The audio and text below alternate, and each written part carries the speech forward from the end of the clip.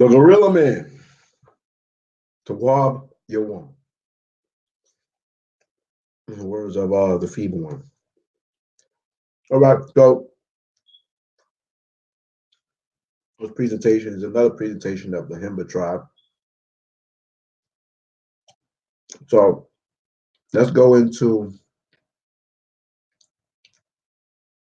southwest Africa of the coastline of the Atlantic Ocean, uh, west of South Africa, southwest of Africa, um, and explore this tribe called the HIMBA, because I'm in search of the 10 tribes in Africa. And 10 tribes, these tribes are a nation. So we're not going to play these games of trying to manipulate the scriptures and try to say, oh, well, they're scattered in the four corners of the earth. One group says, then the 10 tribes are in Africa. But you can't tell me who. You just say, well, a few of these people over here, a few of these people over there. But you got 10 whole tribes in Africa, right? The sand of the sea. Doesn't make sense. Okay, so, and that these Hamites, or these so-called wannabe Israelites, been keeping the laws and tradition and customs for thousands of years, which is against prophecy that we should discontinue from the inheritance that the Most High gave us. We should be cut off from the nation. We should be in the land of our captivity and rethink ourselves. First Kings, the 8th chapter. Various scriptures goes into prophetic scripture, Ezekiel, the 37th chapter, the reawakening of the 12 tribes of the nation of Israel, right? Walking around like zombies, all these different things. So I'm going to continue to explore the customs and traditions of these nations. And here's I don't know, a brief statement I would like to make concerning gainsayers, naysayers. I decided to get on Facebook because I'm tired of the hypocrisy of people. You know what I'm saying? And Facebook has been, for the most part, a negative experience. I have to give it 50, 51, 49, to be honest. Especially now, it's nothing but controversy, doctrines, and fraudulent people, and people just looking for situations. I mean, bullshit. So yeah, I know I said it multiple times. Facebook. Facebook is like an addiction. Been on there 10 years. It's not easy to break certain habits. So it is what it is. Nobody ran me on Facebook, because it's social media. Real life is I'm in this house by myself. There's no one here but me. Right? When I step outside, I don't see you Facebook people at all. So do you really shape or mold my reality of my life? Not at all. Okay. I still stand on the script, Isaiah 8:20, Romans in 13th chapter. I still stand on the script. I'm going to do a class on it. I still abide by the law of this land that is not in contradiction of Yahweh's law. And those that have any problems, feel free to bring your contradiction. You know what I'm saying? That certain laws, in particular, age of consent, is against the scripture. I dare you. Your Ezekiel the 16th chapter breakdown is flawed. Okay, it doesn't work. All right, and that's just what it is. All right, so I don't back down from nothing. The only thing I made a statement concerning was that I made a comment not knowing the backstory and that's what Facebook is. People jump on posts and they say shit, So what? All right, people got up into their panties or whatever. That's fine, cool. It's show you how evil people are. People going. So I saw it alive. People said it was like he need to lose his job. How wicked can you be to want somebody to lose their means of income to sustain themselves and their families? Yeah, that's what I'm saying, man. You people are something else, man. Something else, man. You people are something else, man. You know what I mean? Straight up. He should lose his job in school system. For what? For speaking the truth? The truth is the facts. The facts is in all the 50 states in the United States of America, they are law, which is outlined in Romans the 13th chapter. In each state throughout this nation, there is laws governing consent of age, ranging from the age of 16 to 18. That's just what it is. If you don't like it, too damn bad. I'm not going to speak against that. I don't give a damn what you niggas talk about. Shalom, Nehemiah. You know what I'm saying? That's the fact. You can boo-hoo, cry, all type of shit. Get mad, threaten. So what? Shalom, Prince. You know what I'm saying? Shalom, Paunchy. I saw that comment sister made about you. You lose your job. I think it was overboard, to be honest. That was wicked as hell, man. You see what I'm saying? And for the black woman to say something like that when she's the number one bitch on the planet Earth, okay, that always talk about a black man need to get a job. Now you're gonna wish and hope for a black man to lose a job. You see what I'm saying? That's what I say. The black woman is the enemy to the black man. I'm just gonna keep it a G. From the beginning, you was an enemy to Adam and side with Satan in the garden. You know what I'm saying? It's like scripture say, 1 Timothy 5, someone's already turned aside after Satan. You know what I mean? And that's not all of you sisters. That's just the you would apply to. Okay? Let me make my let me invent my own statistical numbers. 90% of you black women are off as hell. And that's just that. You so-called Israelite women. You're off. Okay? So yeah, it's ridiculous. You know what I'm saying? So, y'all love dishonesty, y'all love bullshit. You know what I mean? It is what it is. You know what I mean? Only way I'm gonna lose my job if I lose my job. You know what I'm saying? I do something against, something that's unethical or something against or hurt my children at work or something crazy. But I'm good bread. You know what I'm saying? Y'all can sit there and hope and wish till the cows come home. All right, straight like that. You know what I'm saying? So it's all good. I'm good at what I do. You know what I mean?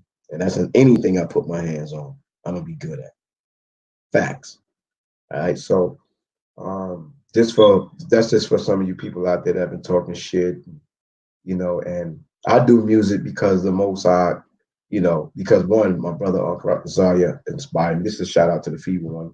You know what I'm saying? You can say my rhymes is elementary rhymes, and I don't give a damn what you really say, but you know what? Hey, I do my music. I enjoy my music. Those that enjoy my music, they like the music. Can you rap? Can you do music? What are you doing but talking shit? That's the only thing you do is this, like a bitch. The Hebrew one is a bitch. Only bitches gossip and tell bear all day, every fucking day. All right? Check your panties. Okay? That's all you do is bitch and ride another nigga's dick. I'm just gonna keep it real. Fuck all the bullshit. You know what I mean? Shalom warrior. You know what I mean? So, you niggas, love going on gossip shows and listening to shit that make you tickle your fancy, tickle your stomach, you know what I mean, and donate your money, whatever. I don't give a shit. Do your thing. You know, enjoy. Enjoy the what you see out here in Yasha Allah, because I've been enjoying mopping your ass up since I've been out here in St. Louis, fraud. You see what I'm saying? You and Daniel Foley, man. You know what I mean? I mean, you got the sorcery down pack with your people out there. Them niggas is brain dead spiritually. You know what I'm saying? So hey, but if it worked for you, hey, it worked for you. Thanks, Prince. All day. Oh, I appreciate that, warrior. Those people that's gonna like my music, some people not gonna like my music. I mean, there's all type of genres of music and all type of rappers and have been out since 1979. I mean, I grew up in hip hop. So I mean, is there every rapper that I liked? No. They saw everybody not gonna like my music. That's fine. That's cool. But there's gonna be people that like my music. I know you're not gonna like One West because it was a direct shot at your ass. It was inspired, you know what I'm saying, for you. So of course you're not gonna like it, the feeble one. Okay, you see what I'm saying? But maybe you just say like my vocals because you was talking directly. You know, Zaria murdered it, Howard Shine murdered it, Brian Israel smashed it at the end. The production was fire, transition was hot, everything was great. You know what I'm saying? I ain't had no media budget. You know what I'm saying? I just made it pop through innovation that the spirit of the Most High gave me, and that's just what it is. So I'm very happy for the project. You know what I'm saying? That the Most High gave me the vision to put together, and I'm saying, and I was able to put a good music video together. Shout out to Shaw Sham, Prince Shaw Yasha Allah, that did the music. Okay, Prince, Hebrew Boys. You know what I mean? Great production on the music. You know what I'm saying? Skunk Studios engineered, mixed and mastered it, killed it. You know, it was a great production. You know what I'm saying? And we did that song in 2016. Right, so it's all good. We have to come to a common ground regarding this whole doctrine and truth. Um, yeah, yeah, yeah. I feel you on that, brother. You know what I'm saying? Common ground is based off the prophecy in the scripture. You know what I'm saying? And I'm not rocking with the Hamites, and that's just the facts. Like those that's not rocking, those that don't want to rock with the Hispanics, I ain't beating you in the head about that. That's what you want to accept and believe and float with, and that's your boat. You know what I mean? I am who I am. I don't, follow the crowd. You know what I'm saying? And obviously, I was young in the truth coming up, and of course, I was taught certain things. You know what I'm saying?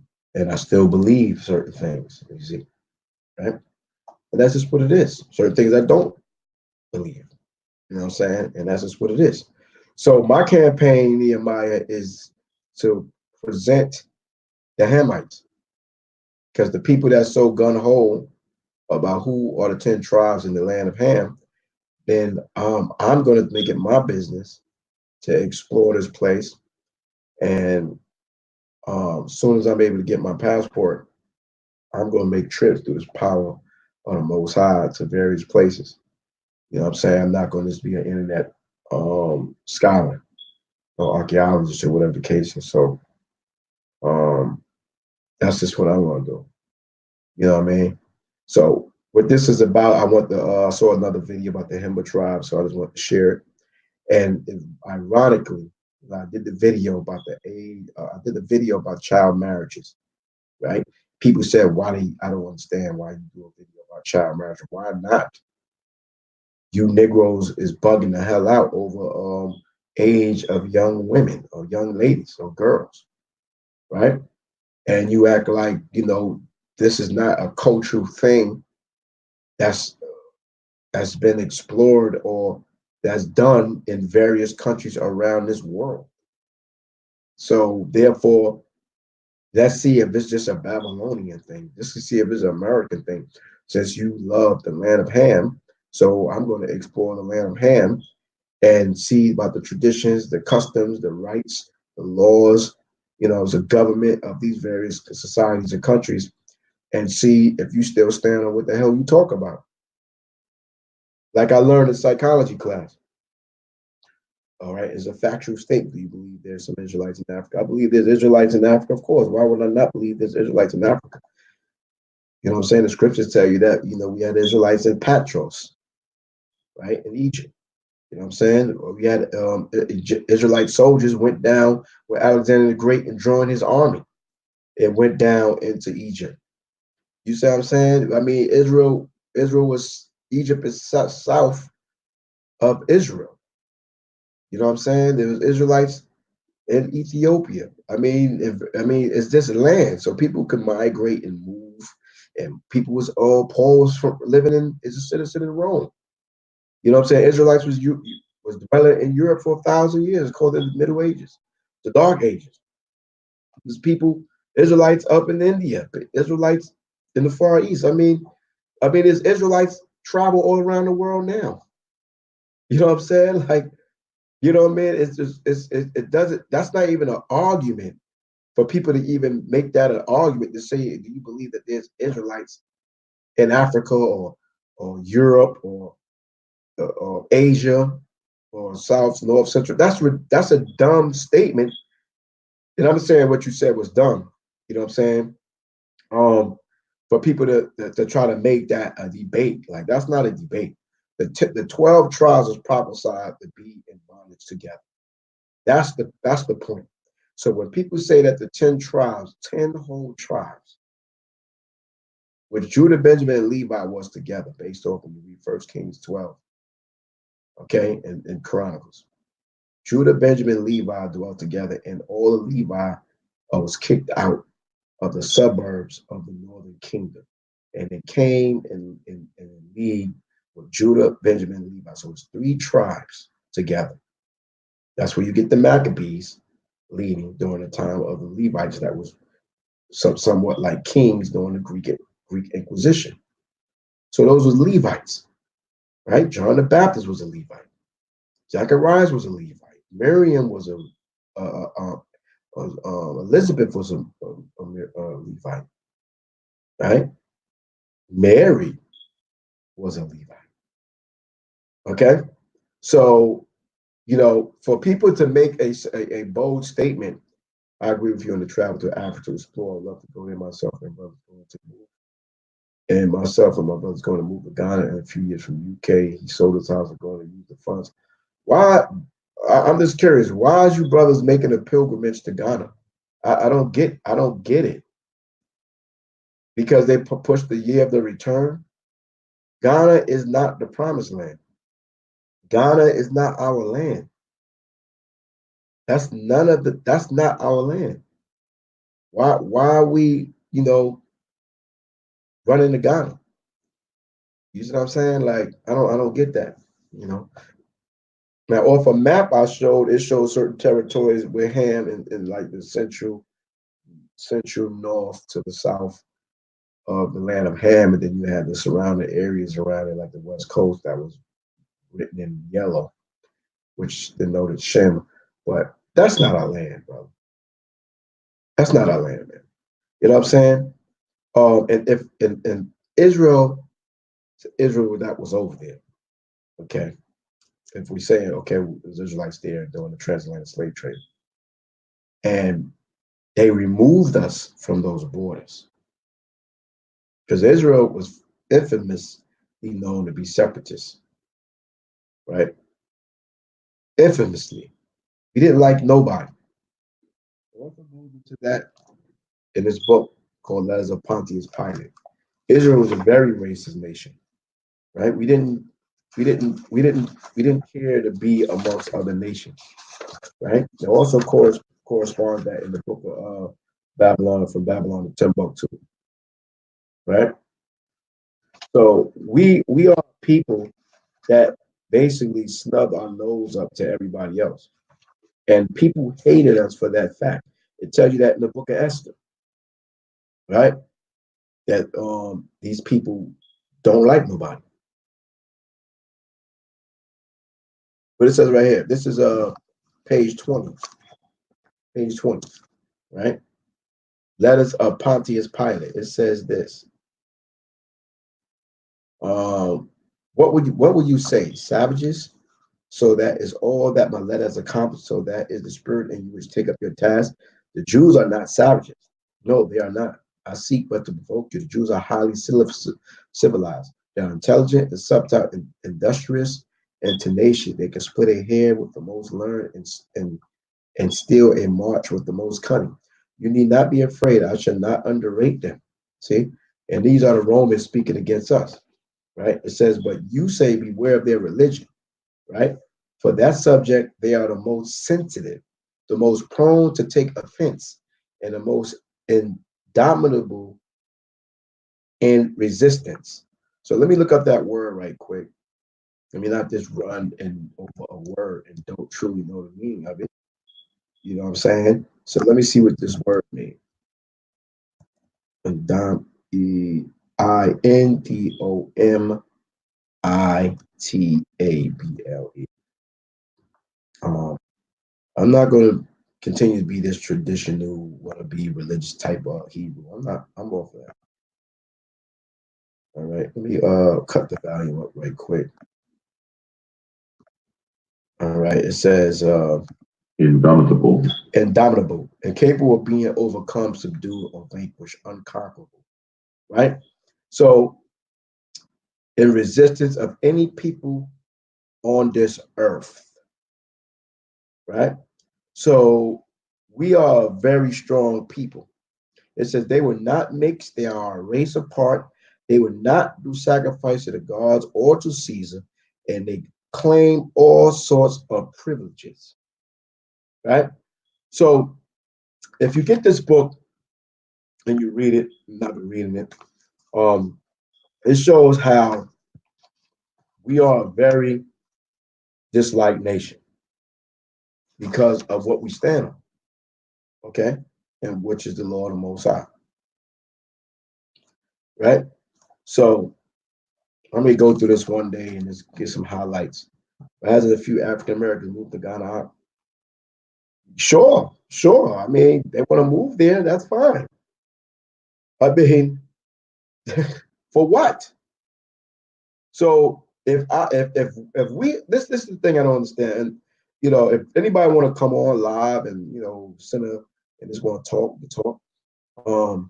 My thing is, how are we coming to the acknowledgement that we are Israelites in Galatians 4:26, and Israel is the mother of us all, and we know that we was given these lands in the Middle East and stuff like that, but we're so gun ho to go to countries where we was fleeing and was exiled and banished from by the Most High into lands, okay, that was you know not occupied, because remember, if these lands, right, and this is where I'm at, these lands, no other people should be living in these lands, right?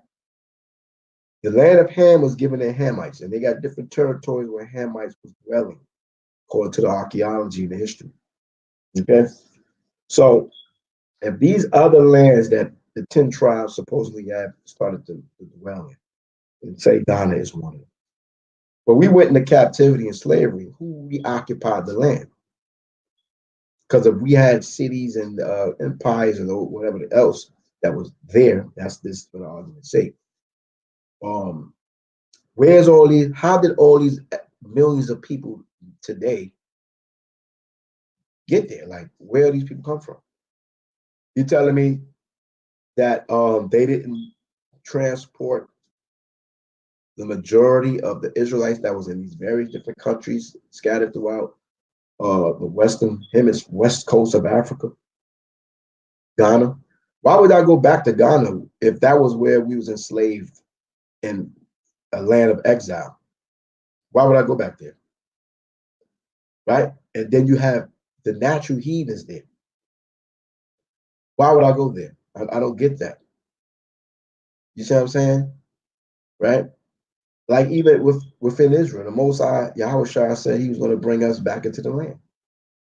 So why would I have to feel like I got to go back to Israel? I mean, I know brothers that's there. You see what I'm saying? The scriptures clearly tell you Yahweh Shah going to take us back into the land.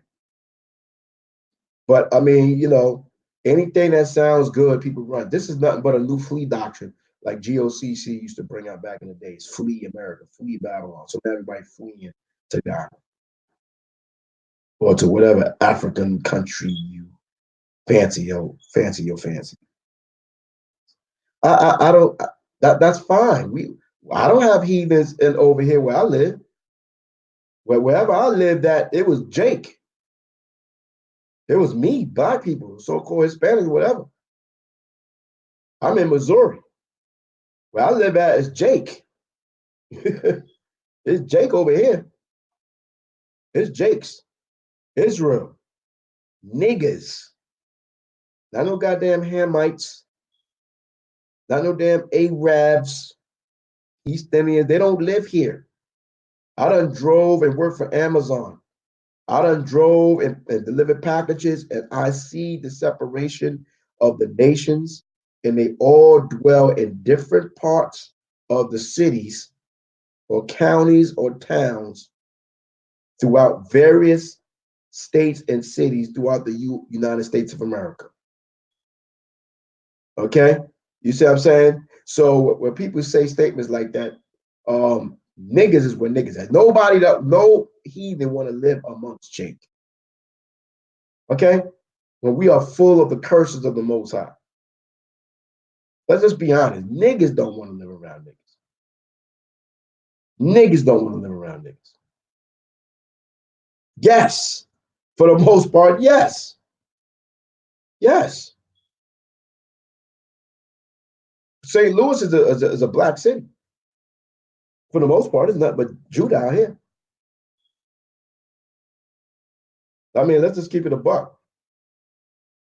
Right? I don't want to live around no bunch of heathens. Even though my people may be off as hell, I'd rather live around my people. I'm not trying to live around these damn heathens. Well, you choose to live around them Asians and Caucasians. That's where you choose to live. I mean, maybe that's where your parents chose to live, and you lived there. You know what I'm saying? Right? You know, a lot of Benjamites are sellouts anyway. Okay, a bunch of damn sellouts anyway. Yard boy, rude boy, them, a bunch of sellouts. You know what I mean? Straight up. You know what I mean? They talk all that bullshit, but Benjamin is the biggest fucking coon to me out of all Israel, for real. Okay, y'all the damn nanny. Okay? Benjamin is the nanny. Uncle Ben, Aunt your mama, nanny. Talk all that shit, yet and then. Even Willie Lynch, making them a slave, subdued damn the tribe of Benjamin. You know what I'm saying? Before anybody else. They're a bunch of damn coons, man. Okay? That ass. I ain't gonna be real G about it. You know what I'm saying? But if you in the city, in the inner city, I can't believe it's quiet, no neighborhood keep themselves to themselves. You know what I'm saying? If you in the inner city with Jake at, man, ain't nobody want to be around Jake. Jake don't want to be around Jake. All right. So I'm not never going to move amongst my enemies. Because when shit pop off, okay, Isaiah, what's that? Isaiah 12, Isaiah 13. All people should turn to their own people. And you go to a damn dominant damn country with them, those are damn your enemies. Your ass is finished. Okay? Your ass is done. Straight like that. So y'all can move over to Ghana, get you some damn Ghana ass or practice some voodoo and all that shit. Voodoo and all that dumb shit over there. The year of the return. Go right ahead. That's you. Everybody gotta live their life. I know you're in London, so there's a bunch of Hamites over there. There's a bunch of Hamites, Arabs, Caribbean people, a melting pot of damn heathens. Okay, all mixed up amongst each other. You don't even know who's an Israelite probably over there. You know what I'm saying? You know what I'm saying? So it is what it is. Okay. I feel for y'all over there. You know what I mean? Everybody looking some type of way out there in London, in England. You know what I'm saying? A lot of damn Hamites over there. Right? A lot of Hamites. Okay, a lot of goddamn Arabs and stuff like that over there in London. Okay, another melting pot. Okay, confusion, Babylon. All right, so the mother of Babylon. So what I'm gonna do, okay, is I'm gonna explore the land of Ham, right? And I'm gonna analyze the traditions and customs. So we're gonna look at this video called the HIMBA tribe. All right. And I'm gonna point out some of the customs that they practice. Right. And for all you loving and Hamites, you see what I'm saying? You're not gonna make statements such as, oh, why Mahar doing videos on child marriages or why he's on this campaign, because you Negroes made it a campaign. Right? See, the one thing I respect about the brothers is that they put a breakdown and outline of people, okay, that brothers feel is the children of Israel through the spirit and power of the Most High, regardless of how you feel. The breakdown of the tribes or who was the tribes was not a thing that this came from Ariel. That's ridiculous because I got records and books here that goes back to when they was talking about the 10 tribes being in America all the way back in Europe. Okay. So that argument that is came just from Ariel is a bold-faced lie. Okay. Because therefore there should be no records prior to Ariel, which we have plenty records prior to Ariel. Okay. So when people making statements, you better make sure you're able to confirm and back up your statements. Okay. Because if Ariel is the one and the only one who had any information or records concerning who may be these people that was over here, right? And then saying that these are Israelites, right? Then there should be no records of this conversation nowhere else. Okay. Come, we have Asian, African, Caribbeans, but when it comes to parties, it's Caribbeans and the dance hall. Right. Okay. So let's watch the HIMBA tribe. Very interesting looking people. Okay. And I can see how some of you damn Negroes would love for these people to be Israelite because of some of the cultural things that they do, like polygamy, right? They practice polygamy heavy. You see what I'm saying? And you know, women are women. There's beautiful women in all cultures. There's ugly women in all cultures. You see what I'm saying? But there's different practices and rituals and customs, traditions that would definitely make them ugly towards me. You know what I'm saying? That, subscribe to the customs and rights of the 12 tribes of the nation of Israel. So that's a 40-minute video. It's a Shabbat. I was planning on doing a class on Ruth being a Moabite, okay, not an Israelite. A lot of you remember that. I want to do that class. I got several sources to show that Ruth is the source by itself, but whatever. To show that Ruth is a Moabite, not an Israelite. Just like Rahab is a Canaanite and not an Israelite. It's like plenty of people, women that was in the Bible, is not Israelites, right? So it's not about making African Israelites, it's about truth. What about Isaiah 11:11 breakdown? Isaiah 11:11 breakdown, what about it? You know what I'm saying? What about Isaiah 11:11 breakdown? Isaiah 11:11 is not something profound. I don't get why people, really act like that's something so major league.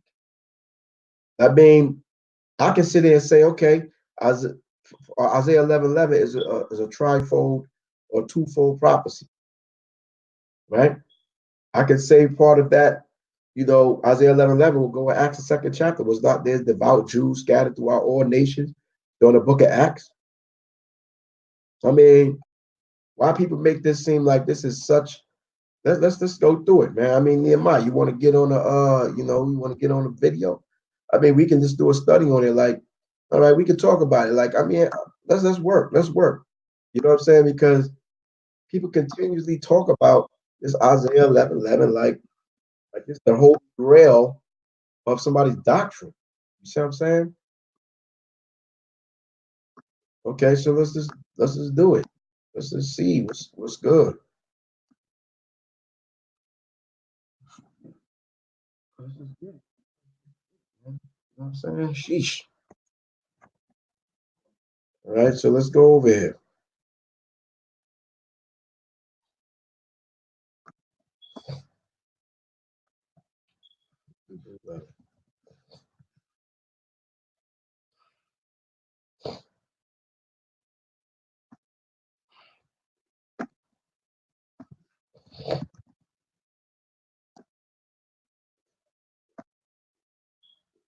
Isaiah 11.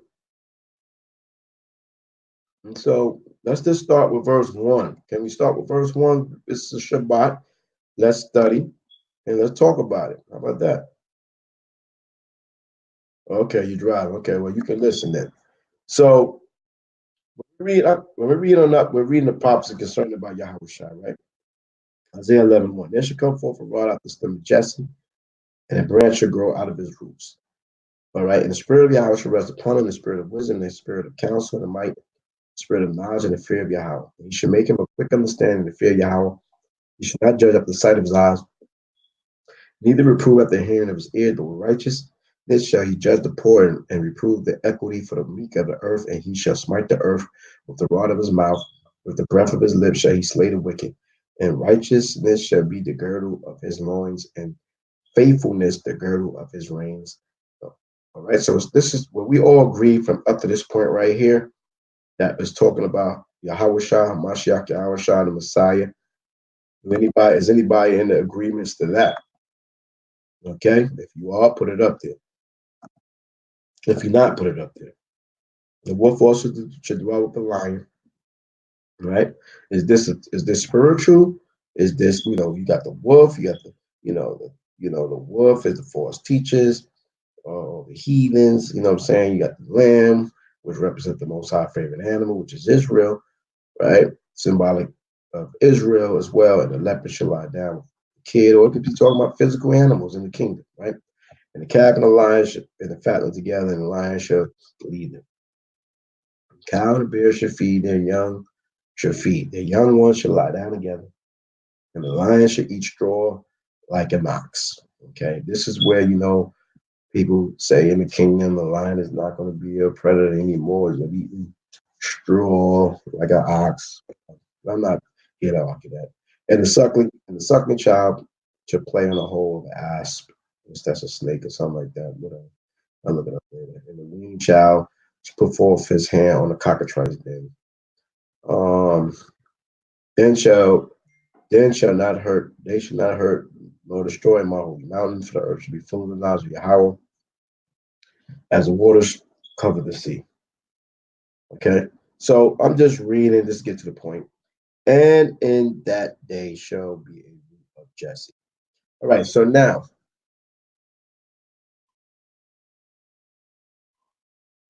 excuse me. So it says, and in that day, and in what day? Is it talking about? Because it's mentioned in the first verse again. In that day shall be a root of Jesse, which we read in the first verse. There should be forth a root of the stem of Jesse. Right? So what was this root of Jesse? David, right? Right, which came from Ruth, which was Boaz and Obed, right? And that day there should be the root of Jesse, which should stand for an ensign of the people.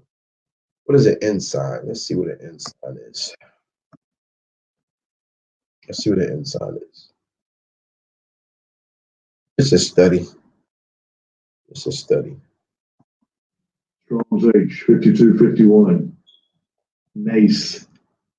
Mace. It's used to the word standard, ensign, pole, banner, sail, sign. One time.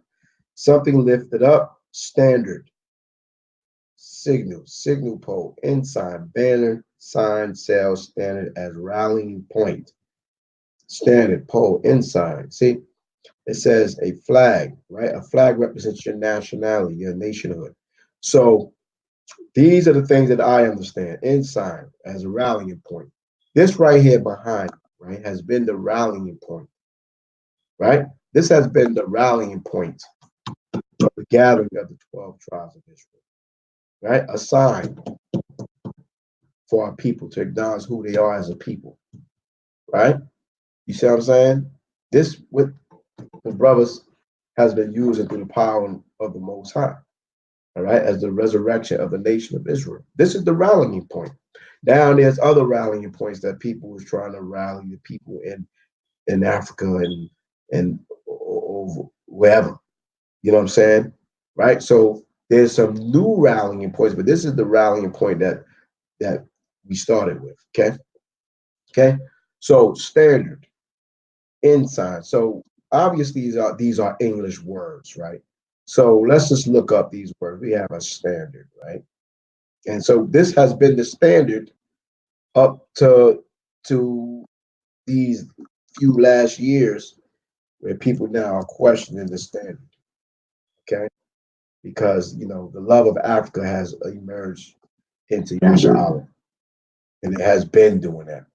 So it says standard. It says serving as or conforming to an established, serving or as conforming to an established or accepted measurement or value. See, this is the accepted measurement of value, right? Right? Instead of people wanting to serve and continue to serve and conform to this, they want to bring forth their own standard. Widely recognized or employed as a model of authority or excellence. See, this has been the widely recognized. This has been the standard. This has been the model, right? And accepted. So now people don't want to accept this, right? You see what I'm saying? There's a new rallying point. Okay. It says an acknowledgement measure of comparison for quantitative or qualitative value, right? So you have the arguments going around to, here's another one right here. Standards. A flag, banner, or ensign, especially the ensign of a chief of state, which is our head of state in Hamashiach Yahushua, nation or city. So this represents our government, our nation, right? It says an emblem or flag of an army. What is the army? Ezekiel 37 chapter, 12 tribes of the nation of Israel is the army of the Most High. Raised on the pole to indicate the rallying point in battle. So we are rallying what? Our people. Okay? We're rallying our people under one common understanding that we are the children of Israel, right? Right? So when you read scriptures like Ezekiel the 37th chapter. I mean, not Ezekiel the 37th chapter, Ezekiel the 13th chapter. It says, you have not gone up in the gaps, neither made the hedge for the house of Israel to stand in the battle in the day of Yahweh, right? So there is a rallying point, right? You see what I'm saying? And it talks about the false prophets prophesying out their own mouth. You see what I'm saying? And having their own divinations and things of that nature, right? So we put this up for our people to understand that there's a war coming against them, right? And there is war amongst ourselves, right? These are the people that scattered in North, South, Central America that is being oppressed together, right? They're the ones that overpopulate the prison system. They're the ones that's on the ghettos and the slums. They are the ones that are hated. These are the people that have been discontinued for the inheritance. You see what I'm saying? Given bywords and proverbs and false titles and names, practicing the language of their oppressors, whether it's the Spanish, the French, the Dutch, the English, whoever, right? So this is the understanding that in the standard have been set, whether people want to agree or not, okay?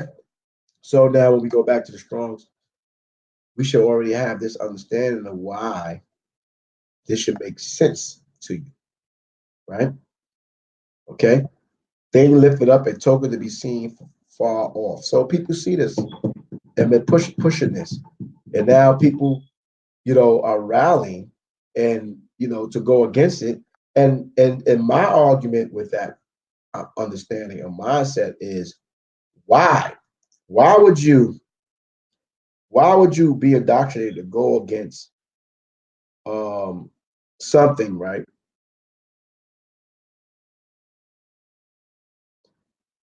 Something that is beneficial for you as a people where we need allies. We need allies. We need people to help stand with us in league with us as you have nations that have governments that's in league with them. It's called the United Nations, right? And the people that have been oppressed by the same people rallying together, whether you say, well, it's more of us than them, that's just, that's for argument's sake, yes, right? But willing to come together under one banner against our oppressors. And for you to try to hinder that, then I have an issue with that mindset. Because then to me, that's government infiltration, because of course your enemy doesn't want you to gather yourself as a nation. He damn sure don't want black and brown to come together as a nation, or native. That's more men to the army. That's more people for the war. For you to say Hispanics are Israelites and they come together with the black, so-called black Caribbean Haitian, right? The dark-skinned Puerto Ricans, the light-skinned Puerto Ricans. You see what I'm saying? Even their own of European descent who buys into the concepts of them being Hispanic, not Spaniards, Hispanics, because they may have a father that's a European or a mother that's European. And so they're going to rally with their family against their own. Scripture says a king that's divided cannot stand, right? Why would you want to throw a dagger in that when you speak about Hamites that does have no brunity or unity with you black people here at all? African men don't give a damn about you black men. You know that. You should know that. If you don't know that, then you dumb out your mind. And because we have a new generation of so-called Africans that's buying into the hip hop, buying into our culture, you see what I'm saying, and trying to speak like us, so all of a sudden now you seduced. You fall for the mind game. Ridiculous. When historical records tell you that when Israel has always done good or got favor of the Most High, these heathens cleave to us. What's the difference now? It's nothing different. Okay? There's nothing different. But anyway, let's get back to this, right? So now basically they want to make up their own standard. Okay?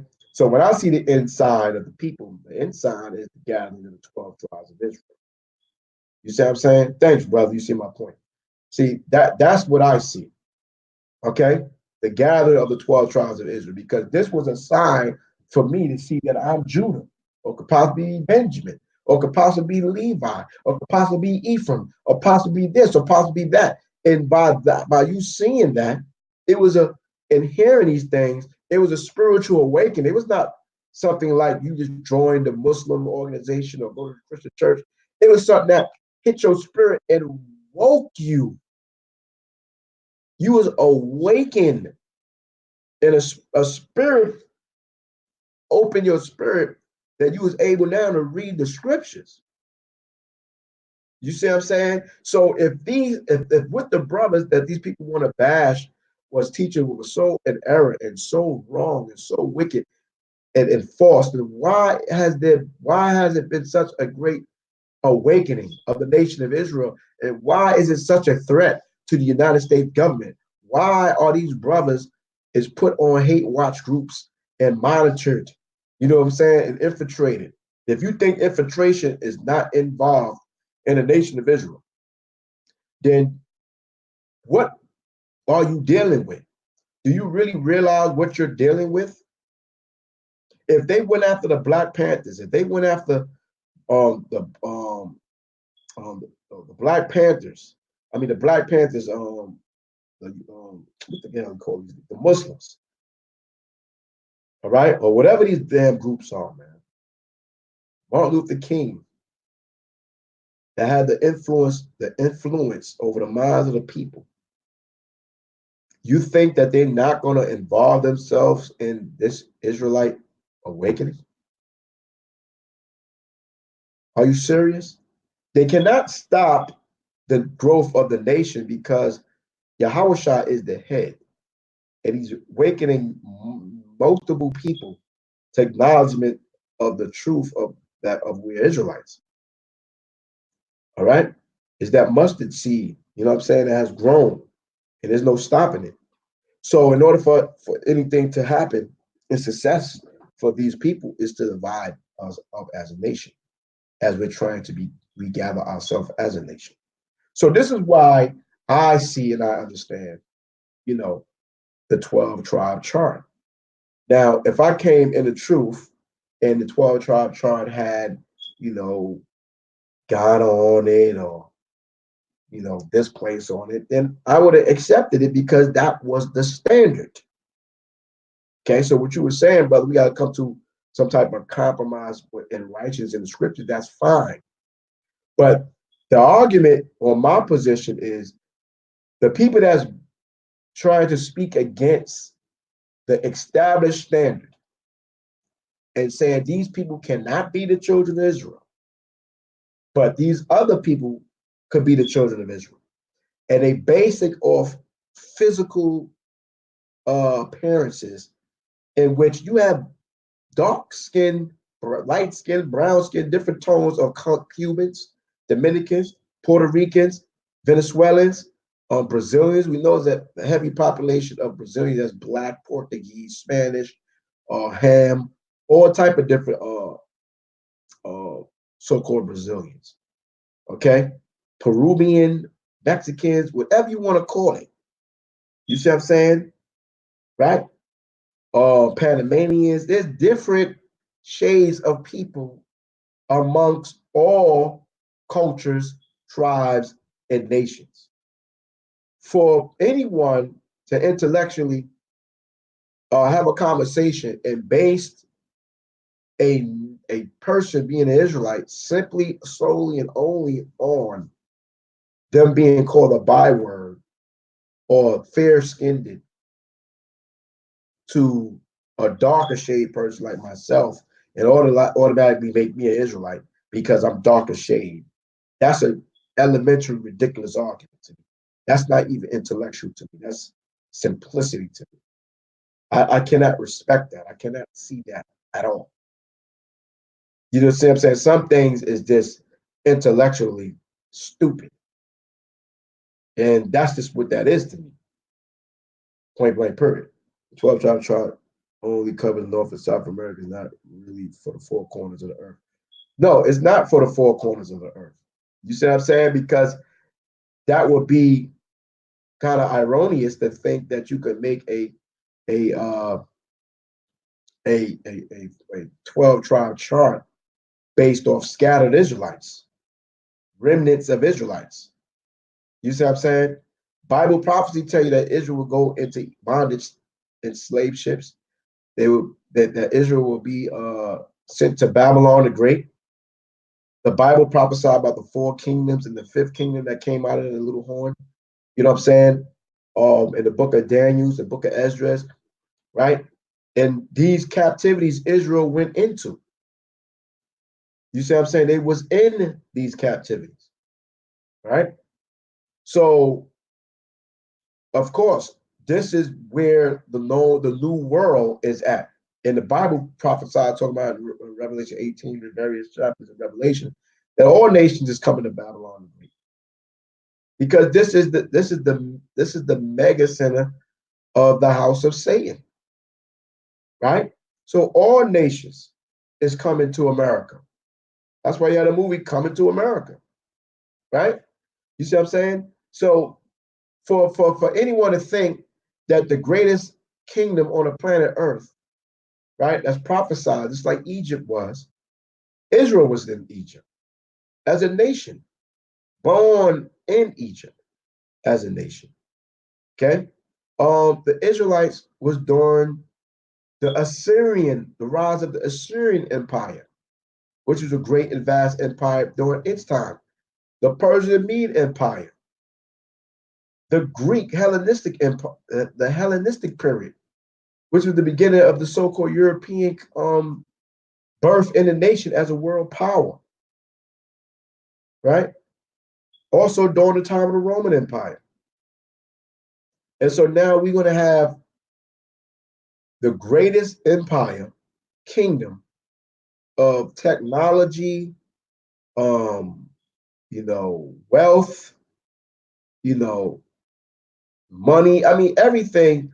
And you going to tell me that 10 whole tribes is not going to be a part of that? 10 whole nations? They say more slaves went into Brazil more than America. which could be true. I mean, those things we can explore. I've seen those points. Okay, that does not negate the point that Israel was going to multiply as a nation in the land of our captivity. So whether we have more slaves go at a particular time into Brazil, okay, or into South America, Central America, and less here in the Americas, okay, those numbers was during a certain period of time because the scripture talk about Israel show in Hosea 1 on down that we should become as a sand of the sea. And 2, remember that the slaves was inbred into each other. We was breeding. The white man was inbreeding us to produce more slaves here in the United States of America, in the islands of America. That's where you get the Mandingo concept from, where they had us inbreeding to produce more slaves. That's where they was breaking up the household, because men was just being used to plant their seed in women to have more children. Okay, so our numbers was being doubled and tripled because Esau was basically was having us practice polygamy. And then I mean polygyny, but outside of that, that wasn't even polygyny. You know what I'm saying? That was just inbreeding. Okay, and then after slavery abolished, I mean, black men has a high sex drive anyway. So those numbers at that particular time is not going to be the same later on in the year. We're going to multiply. So my Ephraim should be fruitful. Okay, so and this is just having a conversation, right? So I'm trying to get back to the point if I can remember. So this is where I see, you know, the understanding of the tribe chart here. Okay, so let's go back over here and finish reading Isaiah 11. Okay, so I can understand people coming in now and hearing these contradictions and things of that nature, and they running with one side or that side. That's understandable, you know, because this is your era, the era of people coming in. Okay, but that's not the era I came in. Okay, right? And so verse 10. And in that day there should be a root of Jesse which shall stand for inside of the people. To it shall the Gentiles seek, and his rest shall be glorious, right? Okay, so even during the time of Acts, the second chapter, right? Do I really want? I don't want to get it yet. So, of course, Yahweh Shah is the way, the truth, and the light, right? That's the root of Jesse, and he put the Holy Spirit on his disciples. Okay, and then to tell you that then he opened up their understanding. And when we came in this truth, our understanding was open. The Most High have reawoken his disciples. Whether you want to accept them or not, that's fine. Okay, that's on you. I know that I'm in the truth of the Most High, that I'm a Hebrew Israelite. Okay, I know I was awoken to understand the scriptures, and that question that I had since I was born was now being answered. Nobody can ever take that away from me. No one can ever make me feel like I'm not an Israelite. No one. That would be impossible. Virtually impossible. Right? So here's the scripture that everybody wants. So we have, in that day shall be a root of Jesse, which we read in the first chapter, the first verse, which will stand for the inside of the people. This has stood for the inside of the people, the gathering of the people, the rallying point of the people. You see what I'm saying? To help awaken the people. To it shall the Gentiles, we was in Gentile states of mind, right? We was seeking the truth. To it shall the Gentiles seek, right? I was seeking the truth, and I discovered the truth through the power of the Most High. His rest shall be glorious. What is the rest? The Bible. We resting in this. This is the rest. The understanding, what we call the truth, right? Shall be glorious. Learning about the kingdom of heaven, learning about our history, learn about why things are how it is and stuff like that. This comfort us, the comforter, right? Isaiah 11:11. And it shall come to pass. Now, it shall come to pass in future tense that the Lord shall set his hand again the second time to recover the remnant of his people, which shall be left from Assyria. Now, see, this is the key word that people don't want to deal with, right? So it says, and it shall come to pass in that day that the Lord shall set his hand again the second time to recover the remnant. This is the key word of his people. This should be the key word here. Remnant. What is that? Does the word remnant means all, the whole? You know what I'm saying? What is this remnant here? You hear me? Can you hear me still? So, what is this remnant? Right? So we have this term remnant here 11 times. We have rest 10, residue 4, other. Okay? So it says rest, residue, remnant, remainder. That's what it says. Here's the root word of it. This word is shanar, I believe. Strong's H7605. Sha'ar. Sha'ar. Sha'ar and a R. A sha, a ah, and a ra. Okay? Sha'ar. Remnant, right? It's from this root word here.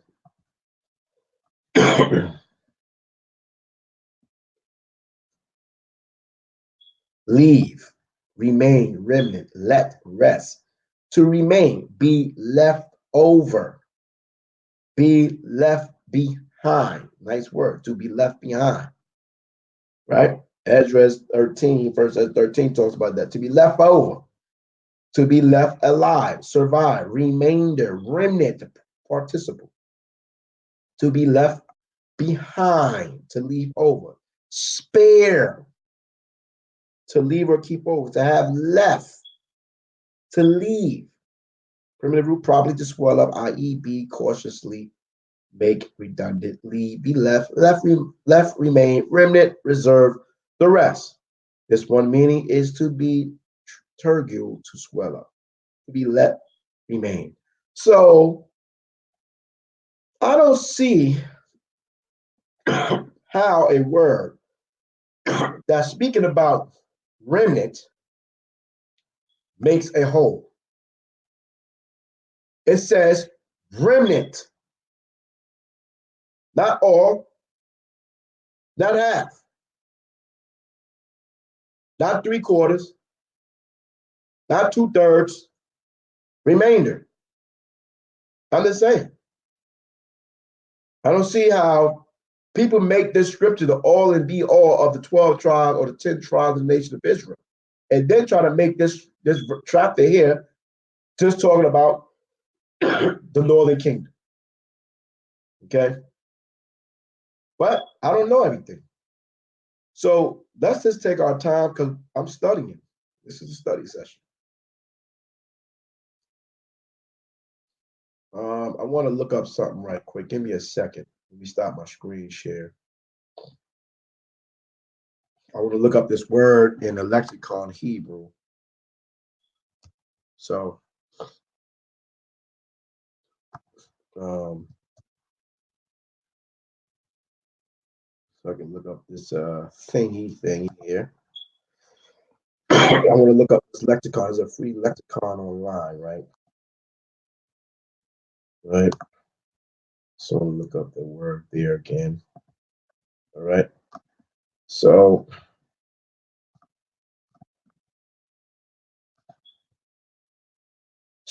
we just have a little study session. It's all good. You know, because this is obviously something that people been standing on.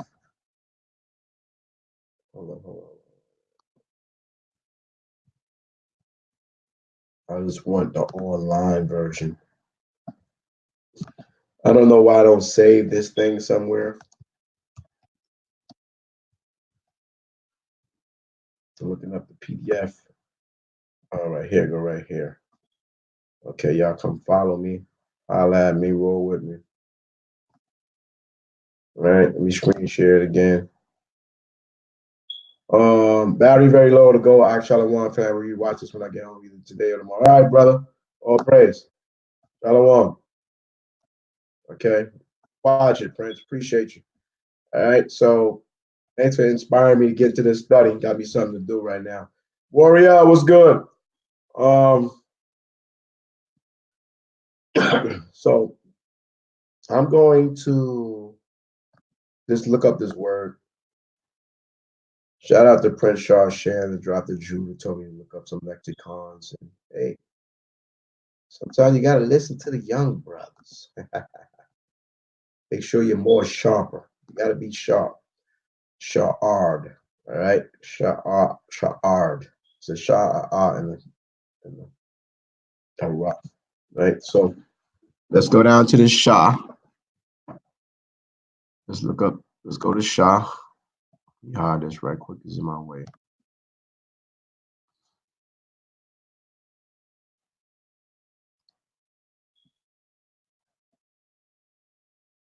Okay.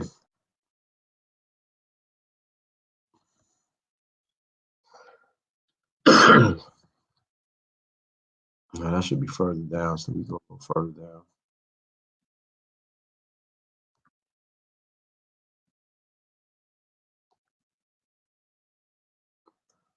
So that's a pa. Hold up. Go back up. Tazah. Shah.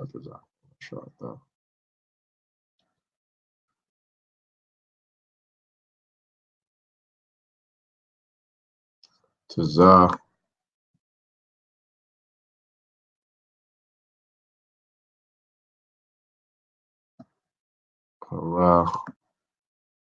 Okay, Shah.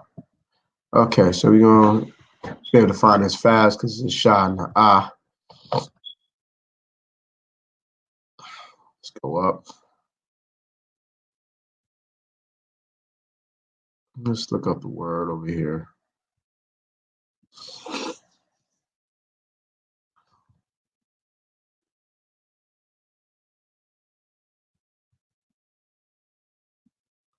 So we're just gonna study this thing, and well, we are studying together on Sha'ar, right here. Remain, be left over. Same thing, remaining, left over, around, boom. So you got the same word, same meaning, right? So we looked in the lexicon, okay? Cool beans, right? So let's go back here.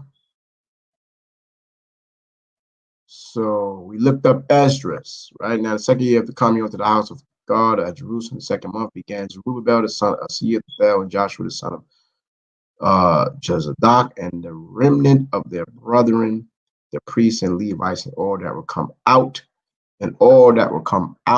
of the captivity onto Jerusalem, right? So here we speaking of this word remnant here, right? Thing is acting crazy. So it's mentioned as Zerubbabel, the son of Shealtiel, right? And Joshua, the son of Zadok. This is matter of fact, that's my man that they always use for the virgin birth. That's Zerubbabel, which was the son of there was no man sit upon a throne of his seed. Who was that warrior? If you can help me with that, Joachim or Joachim, whatever the hell name is one of the descendants of them. But right here mentioned the word remnant. This is the key, right? Mention the word remnant of their brethren, the priests and Levites, before they would come out of the captivity onto Jerusalem, right? So these brothers came out of captivity. There's a remnant of people that went down to Jerusalem to re-establish the temple. Okay? So that's not everybody. Okay? So they went to re-establish and build up the temple. Remnant. It's going to pass that the remnant of Israel, such are escaped of the house of Jacob, shall no more again stay upon him that smote them, but they should say Yahweh, the Holy One of Israel, in truth. Right? So here we go with this word being mentioned that there's going to be people of Israel that escape, a remnant that escape. The remnant shall return, even the remnant of Jacob, onto the mighty power. Okay? So for those thy people, Israel be as the sand of the sea, yet a remnant of them shall return. The consumption decree shall overflow righteousness. Right? So can we understand that 2/3 of our people is not going to return to the Most High? 1/3 shall return to the Most High. Right? That's not all of Yasharal. Only 1/3 of our people is going to awaken to this truth or going to be redeemed. Right? Isaiah 11:11. So we go over here, and this is what we got: Isaiah 11:11, 16, Isaiah 14. Right? I will rise up against them, the Lord of hosts, cut off Babylon, the name, and remnant. So we get these different words of remnant, remnant. We understand what the word remnant means. Okay? Right? So let's just deal with that. We come to the understanding of what remnant means. It doesn't mean that you're making it 10 tribes. Okay? That's a whole 10 tribes in the nation of Israel and in Africa. You see what I'm saying? Being what you call the remnant. That's my position of it. Okay? All right, let's go back here. Back to Isaiah 11:11. And it's going to pass that day the Lord shall set his hand again the second time to recover the remnant of his people, which shall be left from Assyria. Okay? So who was in the Assyrian Empire? Israel, right? What we call the Northern Kingdom. Okay? The Assyrian Empire. Okay? We can look up the Assyrian Empire just to look it up. So who's these people here?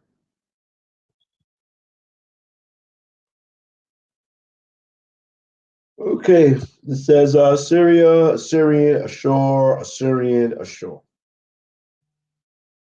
Portion, correct. Right? Ashur or Assyria, a step. Second son of Shem, so the Assyrians are Shemites, and Pompeius ancestor of the Assyrian, the people of Assyria. Okay? So the Most High is going to recover the Israelites that has been left in those lands. And if you know any history of the Assyrian Empire, which I'm reading right now, I'm going into this, the history of the Assyrian Empire. What people don't understand is that the Assyrian Empire did something similar to what the United States did. When they conquered the Northern Kingdom, it took them three different rulers and kings to finally subdue the 10 tribes, the Northern Kingdom, I should say. Okay? They would take the most influential people within the nation of Israel and assimilate them in throughout their various kingdoms in different parts of their kingdom to help build and govern and work in whatever offices that they had based off their skills to help increase the empire of the Assyrian Empire. So the Assyrians, okay, had a vast empire, you see what I'm saying, that was in different areas of throughout the Middle East. You see what I'm saying? And this is historical accurate, and I will be going over that. You see what I'm saying? And in the class is showing how the Assyrians, okay, governed.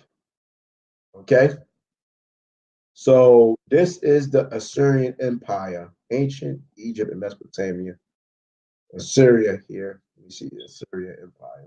look up the Syrian Empire. Syrian Empire. Shalom, Dorothy, what's going on? Right, so I want to look up the Assyrian Empire, okay? So the Assyrian Empire, the Neo-Assyrian Empire, they had various different empires right here. I'm reading these different things. I've been BSing a little bit on it. I'll get distracted. The big book. It has over 300 something pages, man, and I have to get into it. Right, so you can see the Assyrian Empire, how vast the empire was. Okay, right? 824 BC to 671 BC. Okay, they went down all into Egypt as well, all into Ethiopia, Thebes, and down here during the Red Sea, and all up here in Israel. Okay, and you can see Judah was isolated. See that right there, right? But this is the Syrian Empire. This is the Syrian Empire, how they was ruling throughout their history. Okay, so this want to show that. So now, when you do the history and research on the Assyrian Empire, that they had assimilated, and this was their custom to assimilate the most influential and talented people throughout their empire. Okay, this is a strategy of war. Okay, so just keep that in mind. Okay, so these 10 tribes was not only deployed in Assyria, Nineveh area, but various different locations throughout their empire. Okay, throughout their inquisitions of the Northern Kingdom. Okay, so let me go back here. So let's go back to Isaiah 11:11. So we got the Assyrians, right? And we got from Egypt, and we just saw Egypt, right? We just saw Egypt, and from Egypt. Okay, so who is Egypt here? Mizraim.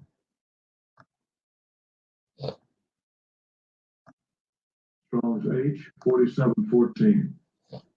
Mitzrayim. Mitzrayim. Land of the Copts, a country at the northeastern section of Africa. A country at the northeastern section of Africa. Northeast section, like New York. Accent to Palestine, and through which the Nile flows. So it was accent. Let's look up the word accent here.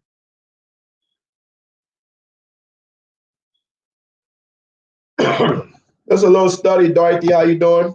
Isaiah 11:11. It says close to, lying near, next to, adjoining. Okay? Being near or close or having common boundary, adjoining, contiguous. Okay? So not saying that the land of Canaan is Africa, but Egypt is northeast Africa. But anywho, you see right here, the Egyptian kingdom before 671 BC. See, before 671 BC. Right? Okay. So there you go. All right, let's see history of the Syrian war of their empire. Provinces, darker green, subject states, occupations. All of this was the Syrian Empire. Okay, right? So let's go back here.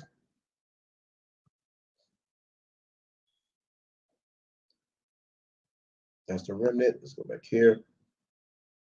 Mizraim, Upper and Lower Egypt, Egyptians, Mizraim. Okay, so did we have Israelites in Egypt? Right? I mean, it's south of Israel.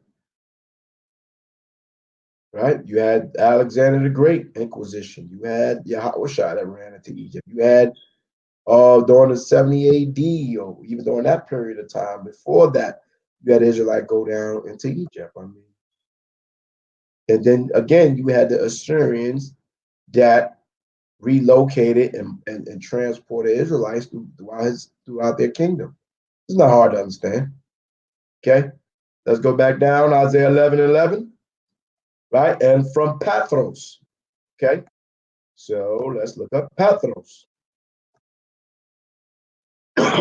Pathros.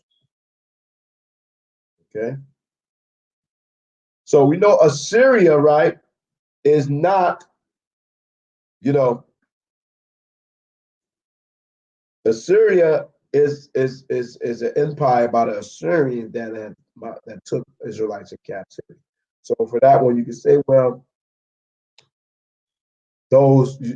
I see how you can say, well, those is Northern Kingdom because the Northern Kingdom went into the Assyrian Empire.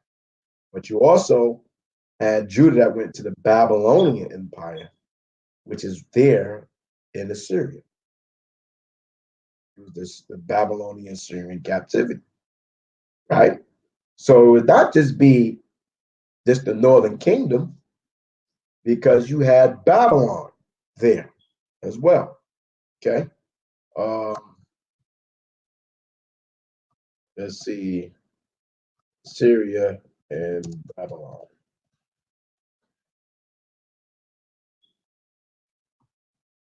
So now, this is Assyria and this is Babylon.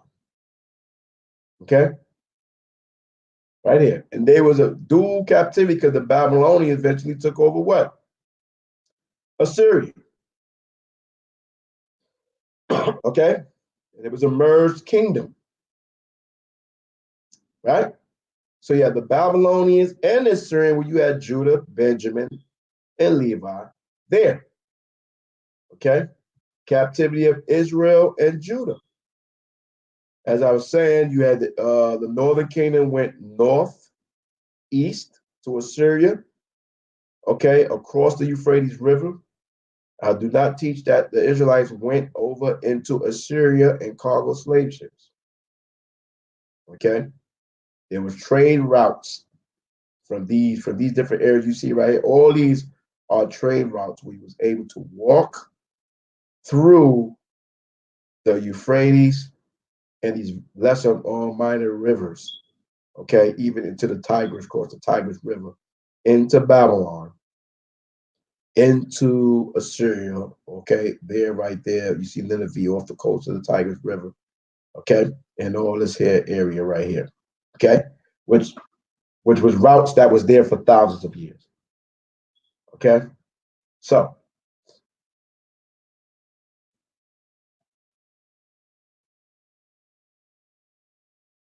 Patros.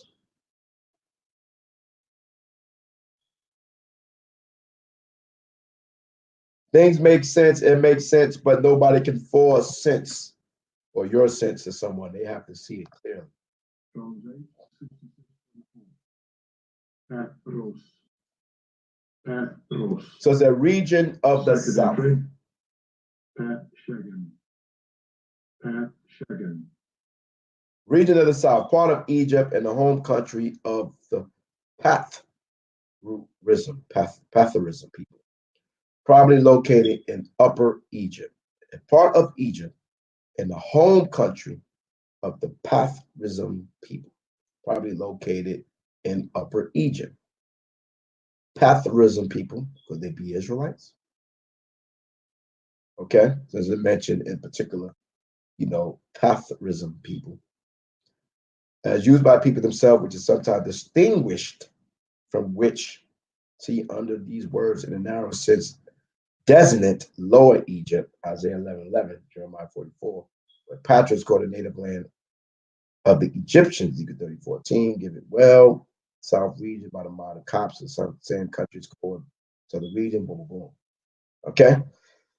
I'll be doing more studies up on this myself. But Patros, this is in Jeremiah, Isaiah 11:11. So We have Israelites that was living in this land, Pathros. Okay, and Isaiah 44:1 goes into it. Let's read it, right? Let's go to Isaiah 44:1. And the word that came to Jeremiah concerning all the Jews which dwell in the land of Egypt. Right. So here is confirmed here during the time of Jeremiah prophecy. It mentioned there was Israelites, there was Jews dwelling in the land of Egypt. Okay, so nobody can gainsay that. It's just ungainsayable. You can't gainsay that. Okay, so Yehudi, okay, read Jew 74 times, Jew with H 3376. Let's see what particularly that says there. Now Shushan, very interesting. Acts 2 and 5, 9 and 2, Esther 9:6, Esther 9:12, Esther 9:15, going to Esther, Jeremiah. Very powerful stuff here I'm seeing here. Okay, right? Okay. So it says patronymically from H3063, a Judite, or Jew, or descendant of Yehuda, i.e., Judah, Jew. Right? It says here sometimes Esther 4:7, 8:1, 7:3, 9:15. Now a Jew, a one who belonged to the kingdom of Judah, 2 Kings 16:6, 25, 25. And in later Hebrew, after carrying away of the tribes, it was applied to any Israelite. Jeremiah 32:12. Right? Okay. So so obviously based off this reference here that we have here, and Yehuda, I can Yahweh, I can look up these things over here as well. And here, I could, but I really don't want to make it extensive thing. Some of the stuff I want to just go in on my own. But very interesting, right? Okay. And people gonna have to deal with certain concepts in these scripts, and that's just what it is. And you have to deal with it. You ain't gonna be able to run forever. Brother's gonna have to deal. And if you don't deal, then I have a problem with certain people. I'm just gonna be straight up honest. Okay. Everybody can't get everything. And that's just the facts. So no, I want to read over here, right? We want to read this together. Let's go back. Okay. When I came to the word that came to Jeremiah concerning all the Jews which dwell in the land of Egypt, which dwell at Migdol and at Tahpanhes, and at Nope in the country of Patros, saying, thus the Yahweh host, the God of Israel, you have seen all the evil that brought upon Jerusalem and upon all the cities of Judah. And behold, this day there are desolation, and no man dwell therein. No man was dwelling there. Because of their wickedness, which they have committed to provoke me to anger, and went to burn incense to serve other idols whom they knew not, neither ye, nor your fathers. Judah, and it says ye, you, nor your fathers. So the you are the people that he's talking to in Patros. Albeit I sent unto you all my servants the prophets, rising early and sending them, saying, oh, do not this abominable thing that I hate, but they hearken not, nor incline their ear to turn from the wickedness to burn no incense unto other idols, wherefore my fury and my anger is poured forth and is kindled in the cities of Judah and the streets of Jerusalem, they all wasted and desolate as at this day. Therefore, now thus Yahweh power of hosts, Yahweh power of hosts, the power of Israel, wherefore commit ye this great evil against your souls, and cut off from you man and women, child suckling out of Judah, to leave none to remain. and that you provoke me unto wrath the works of your hands, burning incense unto other gods in the land of Egypt. So now these Israelites that was dwelling in Pathros, dwelling in these lands, was going the hell off with you going to dwell. So we have these Israelites over there now. Could this be the land of Asuris? There was Israelites that want over there to dwell, huh? You see what I'm saying, right? Shalom, shalom. Who's still here? Okay, kind of agree. Further research study to be done. Indeed, right? So we have Israelites in Egypt going on, and Patros of Egypt, right here. In fact, let me see if I can on a map find Patros, so you get a pinpoint exactly where this is at. How about that?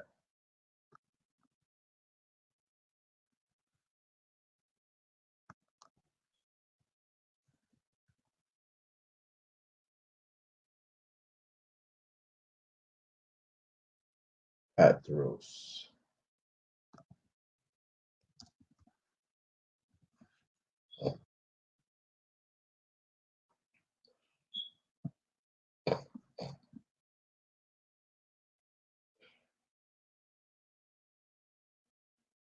So Mizraim patriotism right here. This area here. Okay. It says Shem in blue, red, sons of Japhet, sons of. Okay. Looking here. We got this area near Nubia. A lot of these brothers on this Nubia thing.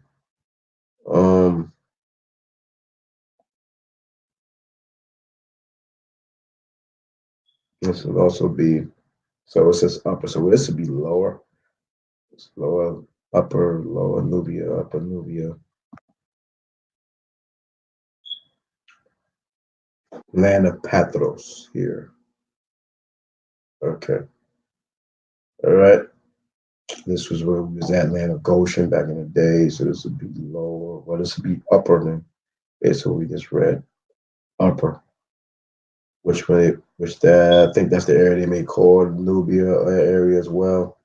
I have to look. Okay. So I mean, I'm definitely on studying and researching to make sure we come to a real of conclusion, a better conclusion, and understanding of the various different places and times where our people was dwelling in these various different lands, being kicked out of our land. Okay, so I'm not against that. I am pro that in Mido. This one to Mido. Ramsey, this is Egypt. This is over here. Succoth. Okay. So these things we have to look up and really go into. You know what I'm saying? Because brothers are doing it. Okay, that's why it's a conversation piece. And it would not be wise of anyone not to look into these different things. You see what I'm saying? Okay. So this is mentioned in the script. We just looked that up right here. Migdol. Let me go up here.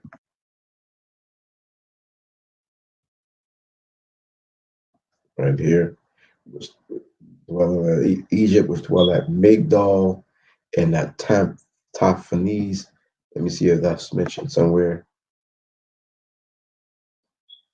Taphanes.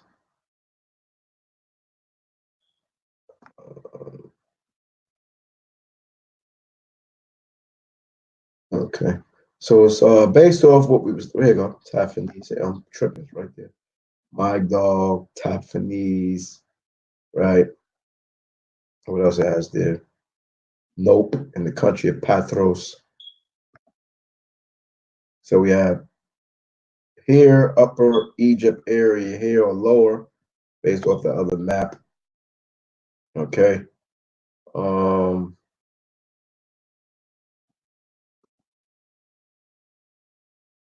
The last men and women choose to go to Egypt rather than stay in their homeland, Judah, right here. On this area here. Memphis, Great Pyramids. Oh, I didn't mean to do that. Okay. So we start to see a broader, explanation of certain things here, which is good. It's definitely good because we don't want to be ignorant in a small matter or large, right? That's patriotism, that definition. Nubia will be going closer and further down here into Kush, Ethiopia, stuff like that. Okay. Um,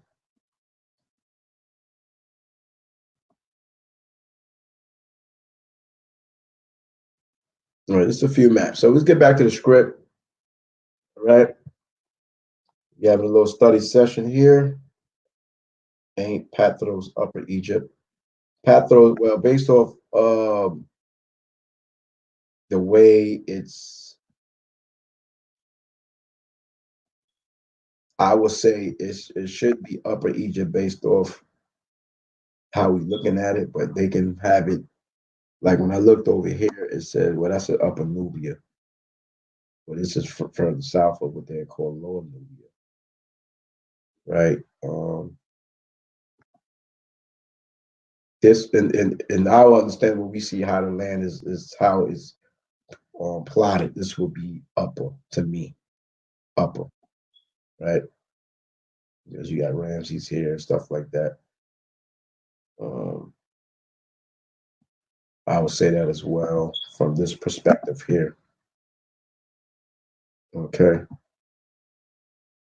Oh, look at this area here. Yeah, let's be up in this area up here. Okay. All right. Cool.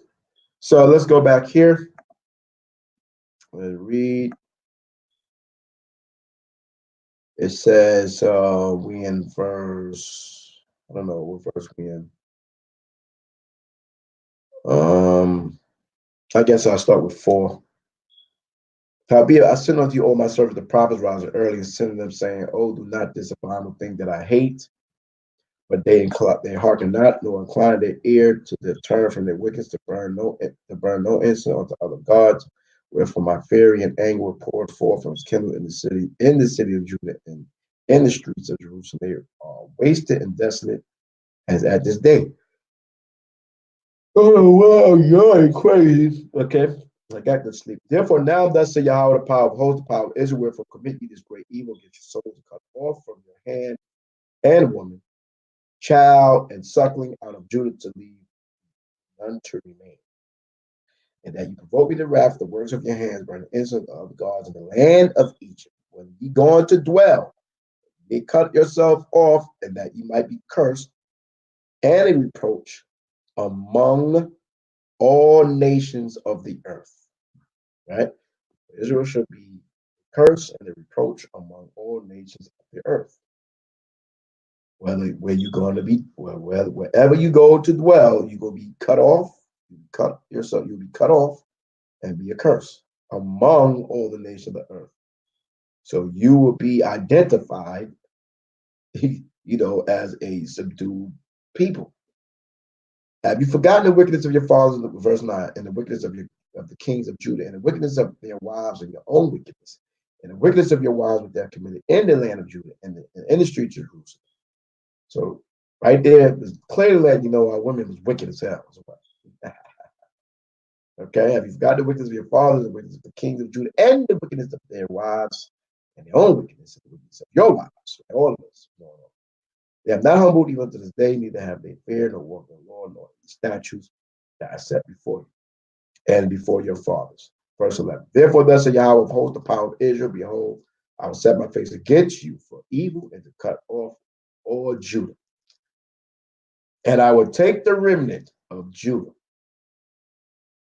that have set their faces to go into the land of Egypt to sojourn there. Okay, so we crystal clear now.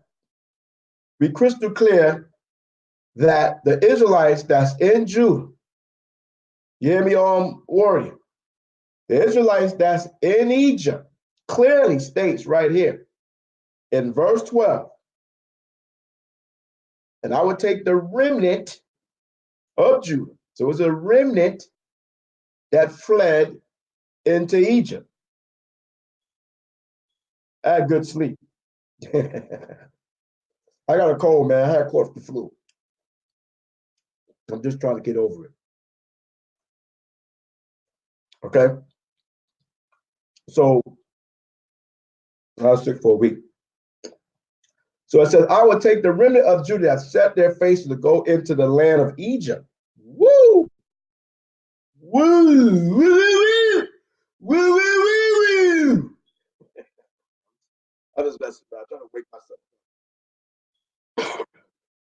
And they shall be consumed and fall in the land of Egypt. They shall even be consumed by the sword and by the famine.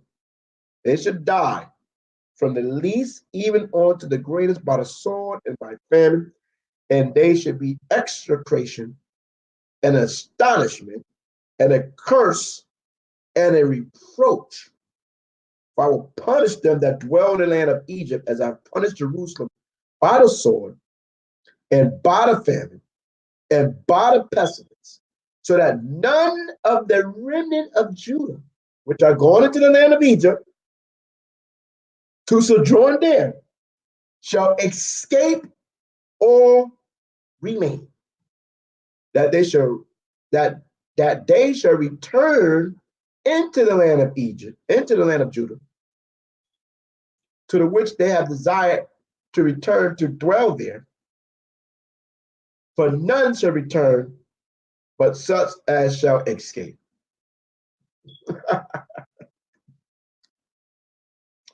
So how is you guys making Romans 11:11 thus far only the northern kingdom? How do you get that? How do you get that? We just read that the people that was in Pathros, in this land, was remnants of Judah that fled down into them, fleeing. When the Most High had destroyed Israel by Babylon.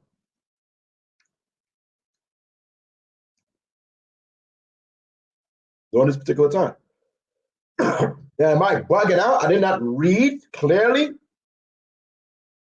that it said in verse 14, so that none of the remnant of Judah, which are gone into the land of Egypt to sojourn there, shall escape or remain. That was that is returned to the land of Judah.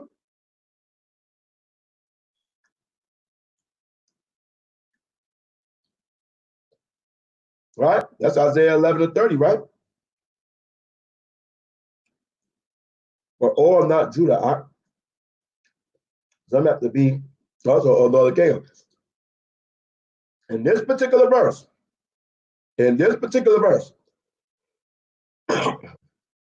this is during the time of Jeremiah. In particular.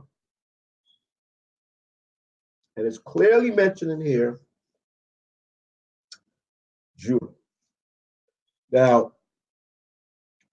this is not the Assyrian Empire. It's not the Persian and Mede Empire where it mentioned that Israelites were scattered from India and all that stuff like that. But also we had Assyria, like I said, I'm not going to contradict the things that I said earlier, that they migrated different Israelites throughout their captivity, throughout their kingdom, you know what I'm saying, and especially into Assyria. I'm going to make sure I bring that out, especially into Assyria. Right? Okay, and we can get all the other scriptures that say something different, but we have to go by what's being said here in this verse, and then we can go to the verses that's saying something else, like Isaiah 30, in those verses, certain different things. But here it clearly letting you know, based off the understanding and the doctrine that the people is bringing forth, that Isaiah 11 is talking about the northern kingdom. That is not correct, based off what we are reading now. That's all I'm saying. Okay? To which they have desired to return to dwell therein, for none shall return but such as shall escape. And all the men which knew had their wives had burned incense unto other gods, and all the women that stood by a great multitude, even all the people that dwell in the land of Egypt and Pathros, answered Jeremiah, saying, and it's showing you that I never paid attention to this part before. I mean, I read Jeremiah a couple times, but it just shows you that some things you just don't see, don't pay attention to. That's the facts. As for the word that thou hast spoken unto us in the name of Yahweh, we will not hearken unto thee.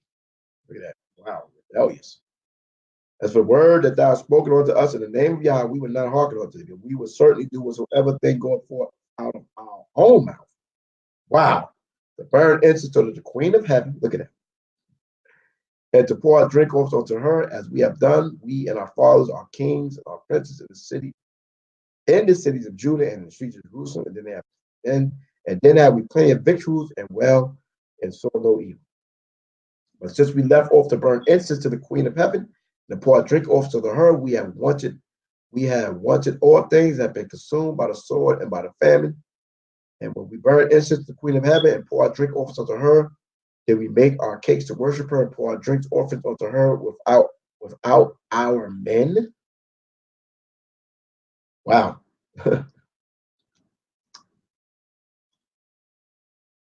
So, Jeremiah, warrior. In this verse, when somebody make a statement and say Isaiah 11:11 is talking about the northern kingdom, then in my point, you can't come back later on and say, well, all right, that ain't mean all the northern kingdom, but that doesn't mean. You said it was all northern kingdom. That's my point. Okay? So let's jump off of that. You come back and deal with that later, whatever. Okay? Let's get off that right quick.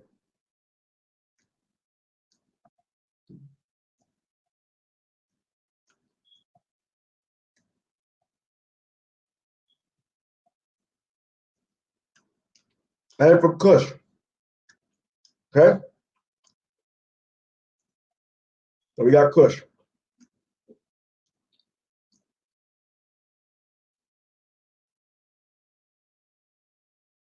Ethiopia. Nubia.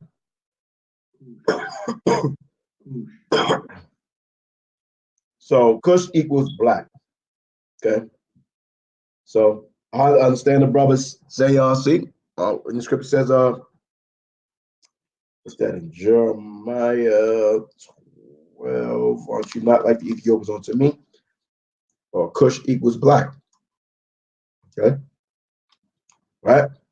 Son of Ham, grandson of Noah, progenitor of the southernmost peoples located in Africa, which are Hamites, people descended from Cush, a land occupied by the descendants of Cush, located around the southern parts of the Nile. Those are Cushites. Hamites. Point blank. Probably of foreign origin, Cush or Ethiopia, the name of the son of Ham and of his territories, also of an Israelite. Okay? So there was an Israelite named Cush. Okay? So now, we have Cushites.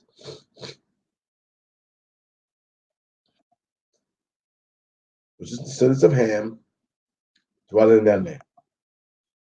Okay? So we go to Esther, mentioned that there was Jews that were scattered throughout the provinces of the Persian and Median Empire from Ethiopia onto India. Okay? You got heresies of Queen of Sheba being Ethiopian descent and having sex with Solomon, which is not confirmed in the scriptures. Whatever the case is, okay? So if Israel scattered ran down into Egypt, it's not hard to see that you had Israelites ran down further south and dwell amongst Ethiopians, Cushites. Okay, so they could be northern kingdom, southern kingdom, whatever tribe. All right, I was talking about his people, which is Israelites. Right? Who's Elam? Okay, let's see who's Elam here.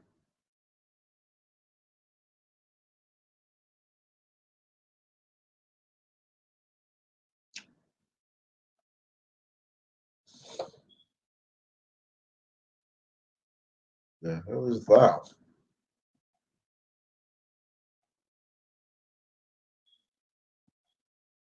Okay, Elam.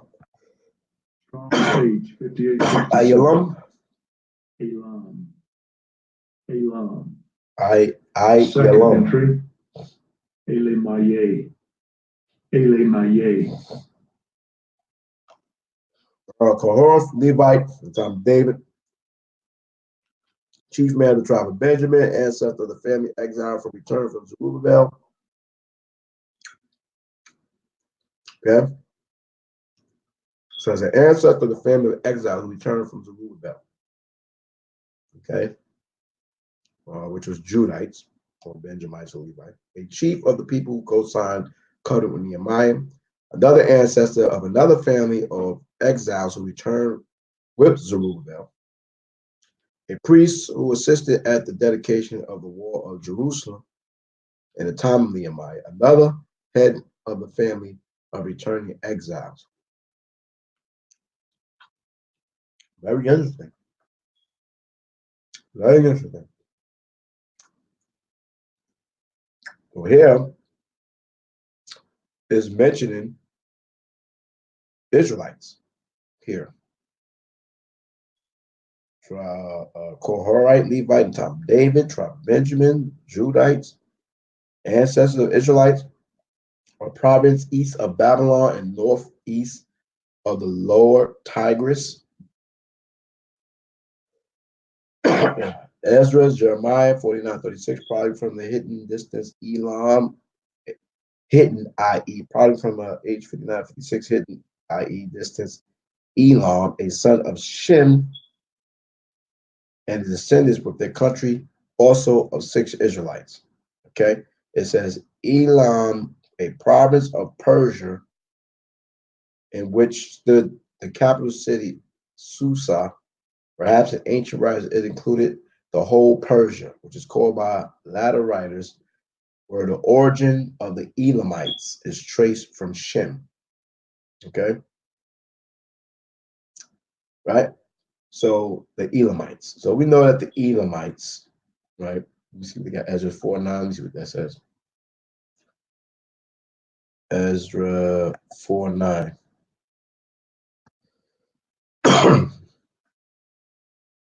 Ezra 4:9.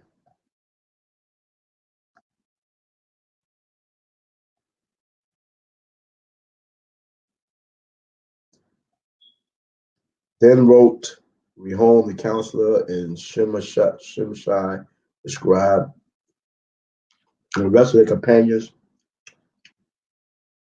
the the Danites, the Opsaphites, the Tarpulites, the Aparsites.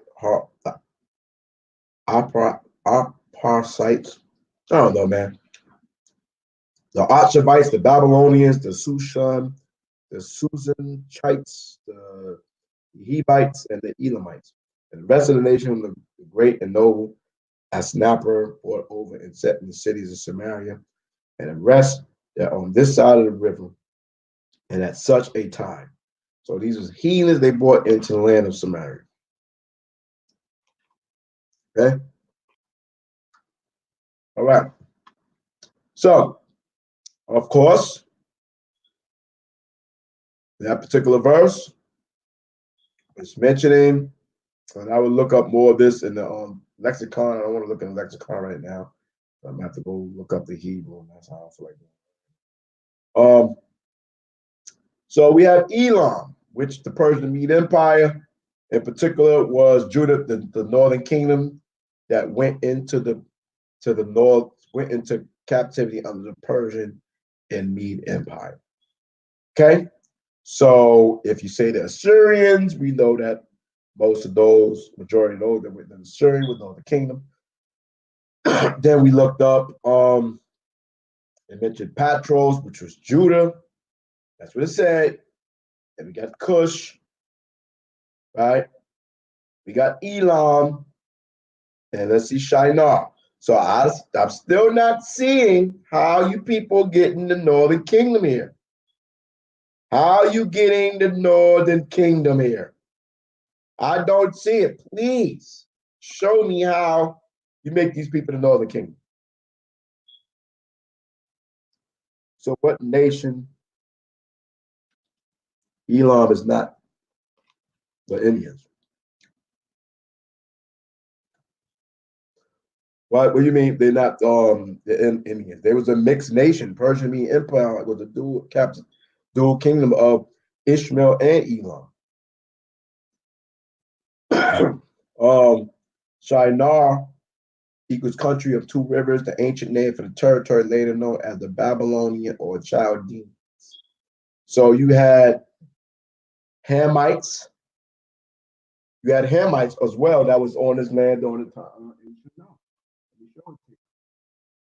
Right? So this is a dual mixed kingdom. Yes, yes, it was. Yes.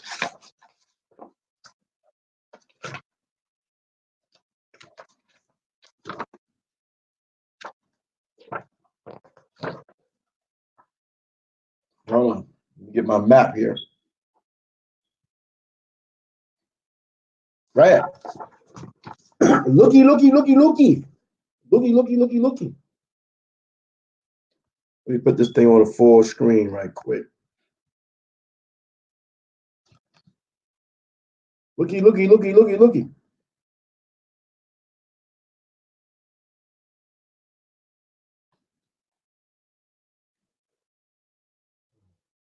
So now, Shinar. If you look here on this map, okay, it has the breakdown of the table of nations. Okay, hold on. Let me stop the screen share. Okay, here we go. The breakdown of the table of nations. See right there? Descendants of Japhet, descendants of Japhet, descendants of Ham, descendants of Shem. So all the red is descendants of Japhet. All that was Japhite people, right? All up in Italy, Spain, and all that. Japhites. Okay. Then you have Shem. All the Shemites: Esau, Ishmael, Moab, Ammon, Israel, all the Shemites. Then you have Hamites.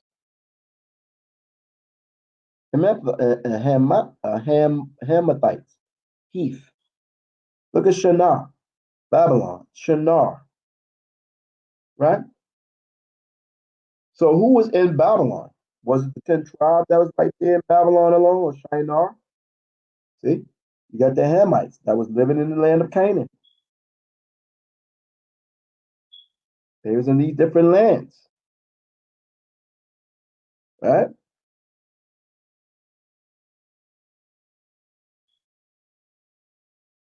Okay, so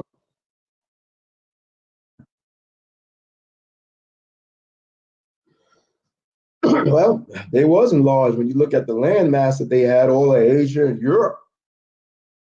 They had like two continents. You see what I'm saying? Asia and Europe. Based off the map we just read, looked at, they had a whole lot of land. You see what I'm saying? A whole lot of land. Okay. So based off Shinar there, that was the territorial Hamites. Babylon, okay, was Cushites, right? Babylon was also Ham. And then it was a mixed kingdom of, you know, the Syrians and Babylonians. Okay. So how are they making that this is the northern kingdom, a plane in Babylonia, Shinar? How are they making this northern kingdom? You know what I'm saying? Like they're taking this scripture and they try to pigeonhole it and say that this is talking about the northern kingdom. You know what I'm saying? That's ridiculous. That does not make sense to me. All right. And it says, and from Hamath. Let me see where's Hamath at. Let me see where Hamath at. All right. I mean, we just studying. I mean, so I don't have no magical books. I'm just reading and we going together, doing it together. And I'm open-minded. I'm not closed-minded. I just want to see what it is, what it's saying. This is where people standing on, so let's stand. I'm standing rock. All right. No, I don't want that index. Let me get to that index right quick. Okay. Hamath. Hamath city. There you go. Hamath region. Oh, that was Ham. Hamathites. Yeah. 16. Hamathites. Hams. Those Hamites. And these different lands. Right? Right? So there was Israelites living in these lands like Hamath. We just looked over here. Right? On the map. And that was like the upper Levant. Okay, where the Hittites is at. Hamites. Yeah. Yeah, Hittites is up in this area here. Hamites.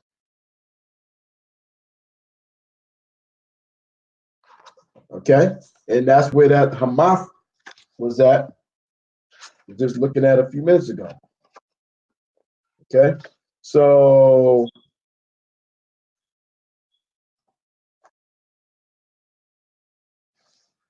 the point is what I'm seeing in this here, all of what I'm looking at right now.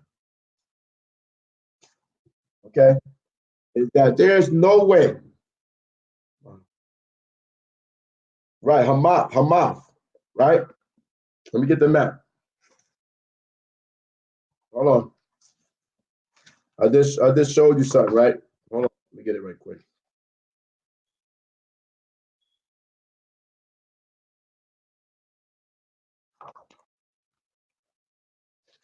Because when I look in the index, right, it says Hamath, but what I'm gonna do is I'm just gonna go right there to Hamath, Hamath City 126, 12620.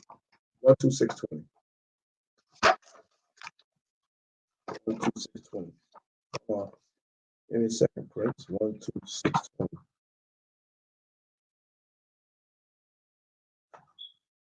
Right. 12620. 12620. That's Hamath. Where are my fingers at? So that's I said it's on the Levant. It's on the Levant. Let me get a better map.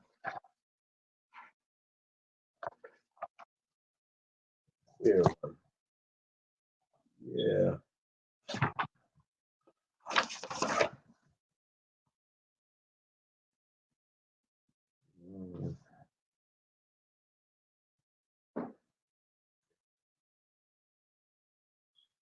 Yeah, Hamath. Yep. That's Upper Levant and Northern Territories, I would say there. Off the not right off the coast of the Mediterranean, but it's going north, almost near Carchemish. Not that it's not that close up here. All right. Con. Okay. So Hamath. Look it up over here. Hamath. Hamath. Hamath. Hamath.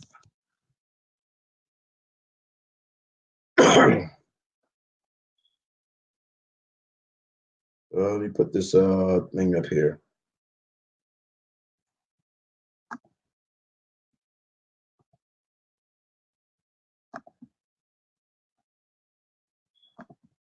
You saw? Okay, con. All right. So we got Hamath here.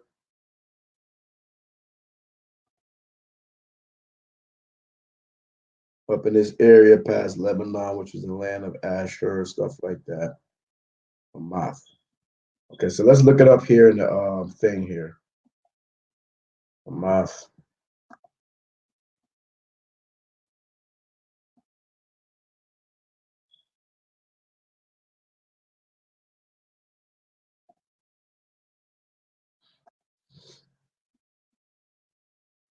Okay. Strong's H, 2574. Hamath. Hamath. Okay. So it says here, principal city of Upper Syria, in the valley of Orontes, father of the house of Rahab, from the same as H40, H2346 walled Hamath, a place in Syria. Hamath, Hemath. So who was Rahab? Isn't that a Canaanite? Right? A citadel from the root, Hamath, a distinguished city of Syria, situated on Orontes on the northern frontier of the Holy Land. That was 32 formerly the capital of the great king, a friend of David. Okay, it's called by the Greeks Epiphania. All right, so Numbers 13:21, 34:8, formerly the great capital of the great city, a friend of David. All right, so we had Syrians, heathens, nations that was dwelling amongst us even when we had our own land, right?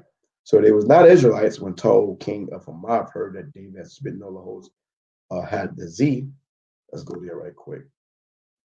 I think these were the heathens that became our tributaries, which may go into the Phoenicians. Then Toy sent Joram, his son unto David, to salute him. No, that was further back going on. To salute him and bless him because he had fought against Hadazar and smitten him. But Hadazar had wars with Tow and Joram bought the vessels of silver and the vessel of gold and the vessels of brass. Okay, so then Toy, king of Hamath, this guy named here.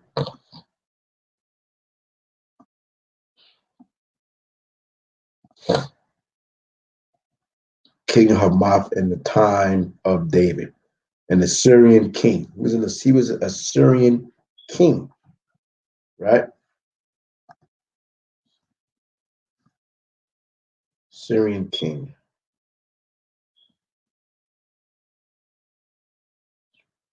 Which was here descendants of Abraham. He took Rebekah to wife, the daughter of Bethuel, the Syrian of Ponderan, and the sister Labian, and sister to Laban, the Syrian. Okay.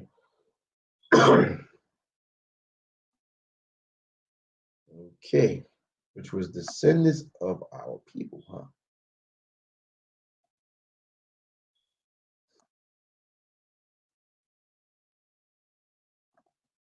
Strong's H 761. Armenians. Aramai. Aramai. All right, it's in Mesopotamia. Okay, area. All right, cool. All right, so the thing is, we have Israelites in these different lands, right? That's the point. Okay, right? Which does not denote that all these people in their various lands are of the house of the northern kingdom. That's an assertion in my regards. Okay, let me go back to Isaiah 11:11.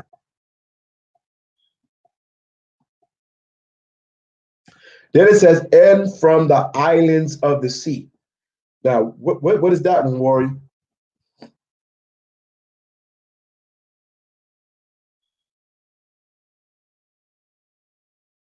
Oh yeah, the whole earth is ours. So what is the islands of the sea? What is the islands of the sea now? Is these all the islands of the sea? Is there a particular sea? Right? Is it the Red Sea? Is it the Mediterranean Sea? Is it, you know, what sea is it? You know, because there's people that's going to be on the sea, islands of the sea. Okay, like you have people during a time in Sicily.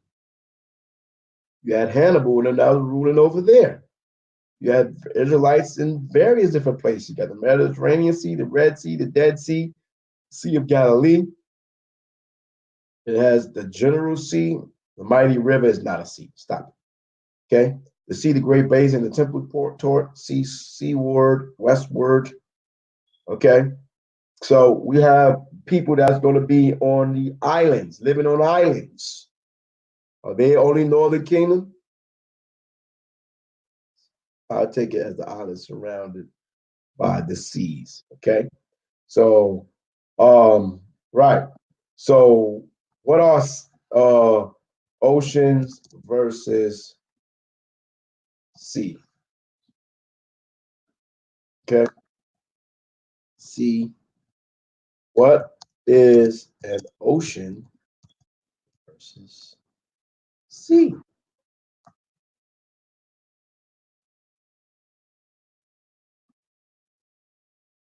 Seas are usually smaller and less deep than oceans. The ocean is a vast and a continuous frame of salty water that shelters over 70% of the total Earth's surface, while sea is a large body of saline water that occupies a great body of the world's surface, but is smaller than the ocean. Okay? So, what are the 7 seas and 5 oceans? Okay, of course, the 7 seas and the seas of the ancient world, when they were often written about for sailors, are the Mediterranean, the Black Sea, the Algerian Sea, the Red Sea, the Adriatic Sea, the Persian Gulf, and the Arabian Sea, now Indian Ocean. The 5 oceans came later, right? So how later was that? You see what I'm saying? All right. So definitely a sea is a smaller part of the ocean, typically partially contained by the area of land. Therefore, all seas are found in areas where the ocean and land meet. So therefore, the Caribbean islands would be seas. Correct? Based off the definition. All right. So seas is anywhere between where there is land and water. Right? Okay. So we look at the ancient maps. Ancient world.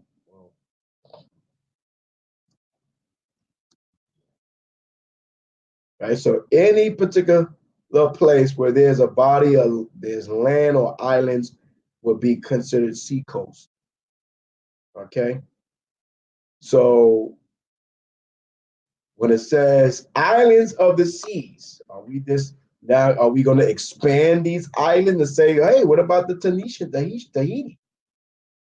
What about all these other little islands off these various different oceans and seas throughout the world? That's kind of small. Okay.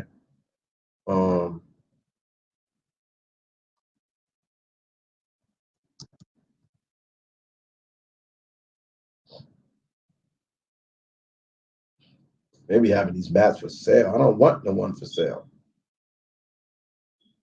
I just want to see a map. Damn it. Okay. Clickable. Let's get this one. Let me save it.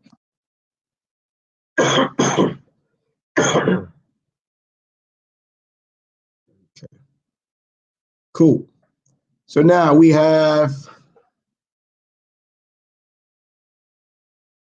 these maps.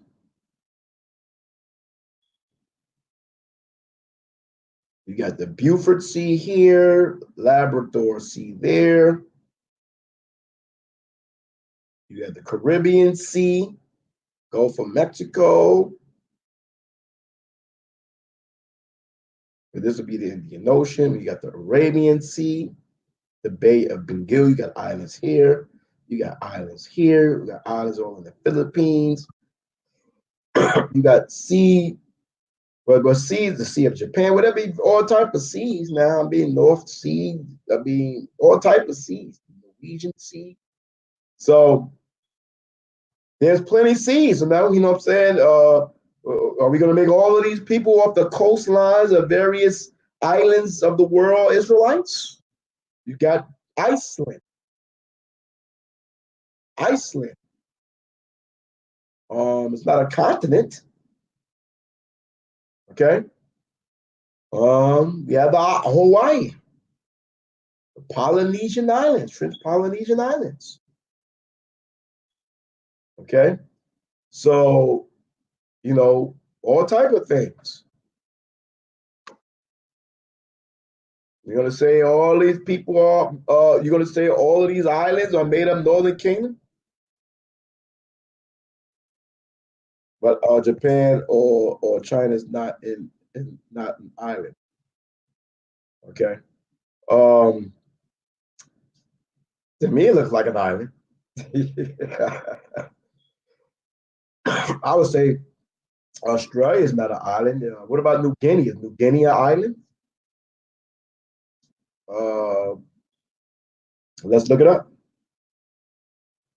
No, let's look it up. Let's say what are islands? Let's look up what are islands.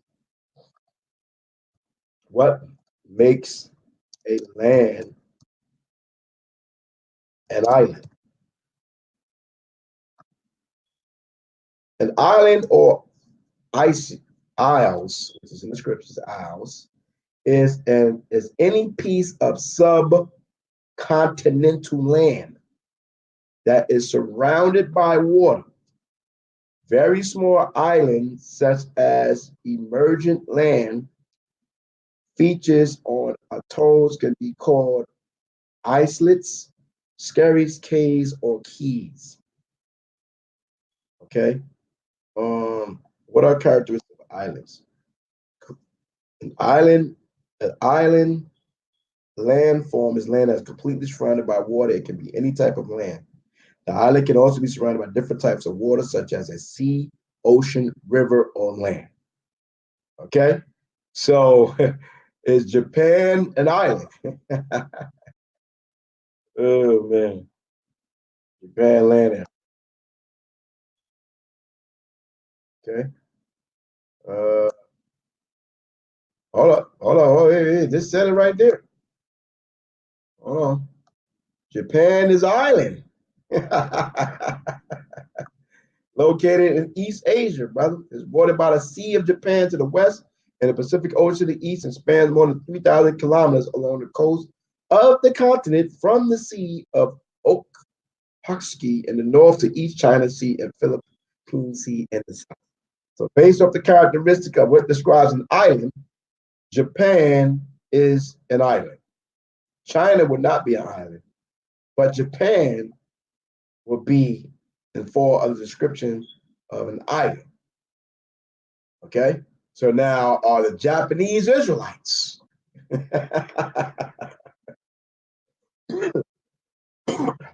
Oh, no problem, Prince. No problem. You know what I'm saying? I want to make sure I ain't going off. You know what I'm saying? That's saying you intentionally going off. But you know what I'm saying? So, in the islands of the seas, it said. It didn't say, you know, a particular sea right there. It says, and from the islands of the sea.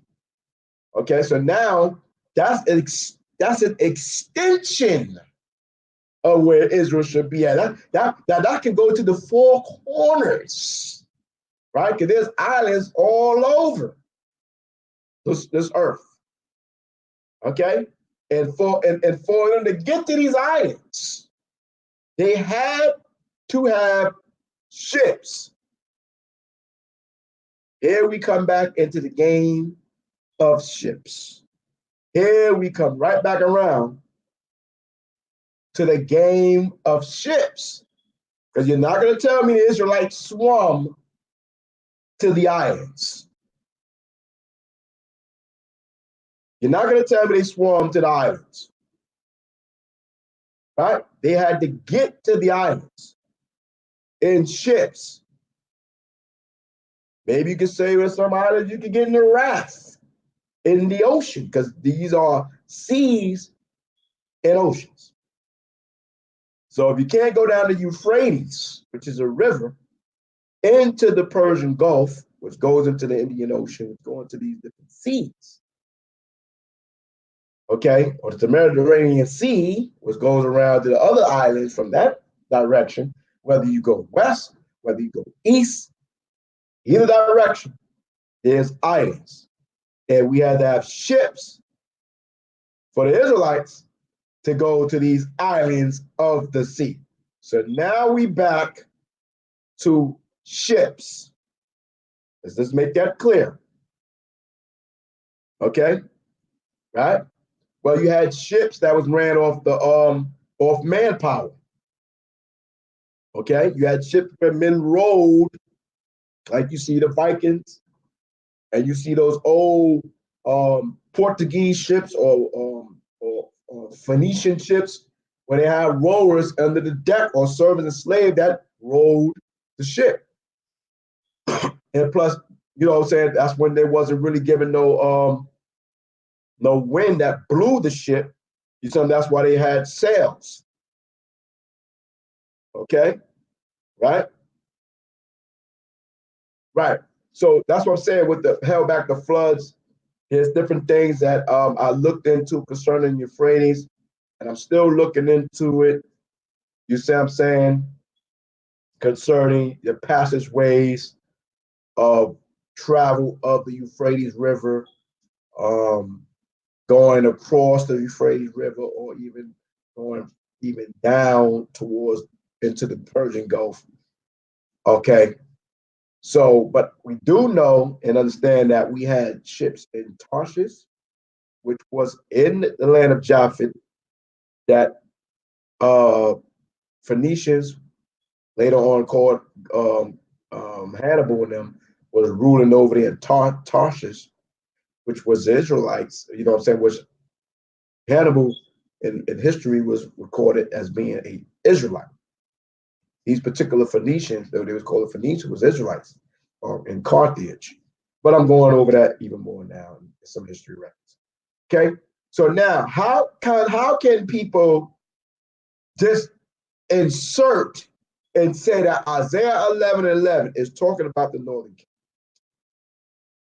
Those of you that's saying that this is the northern kingdom, you off. And that's just that. That's just that. Okay? That's just that.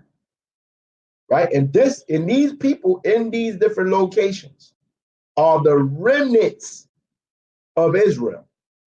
So if these people are the remnant of Israel, you trying to make this substantiate a doctrine in Africa, you off, because Shinar is not in Africa, Hamath is not in what you call Africa, nor is Assyria in Africa. Egypt is, Pathros is, and Cush is. Okay? Now, granted, Shinar was the city was inhabited by Hamites. Egypt, which is Pathros is there, Cush, okay, but not Assyria, not Elam, and not Hamath. Okay, right? So, and definitely not the islands of the sea. So for you people that sit up there and try to make this Isaiah 11:11 the northern kingdom, you are off. And that's just where I stand on that. Okay. Now, again, I say the scripture speaks in duality. Okay. I go and I read Acts, the 2nd chapter. Right. I read Acts, the 2nd chapter. I'm just giving you the things that the Most I put on my spirit. It ain't got nothing to do with nobody doctrine, no one West understanding anything. Just this Mahal, Rakal. Okay? Ezekiel 37. Ministry. That's it. Right? So we read Acts, 2nd chapter. It says this. Acts 7, 2 and 7. They were all amazed. Matter of fact, start with 5. 4. And they were filled with the Holy Spirit and began to speak with other tongues, languages. Tongues is language, as the Spirit gave them utterance. And there were dwelling at Jerusalem devout men, religious men, out of every nation, okay, under heaven. So if that scripture means people came from New York to Jerusalem, because it says out of every nation under heaven. Is not the United States of America under heaven? Is not South, North, Central America, and the islands of America under the heavens?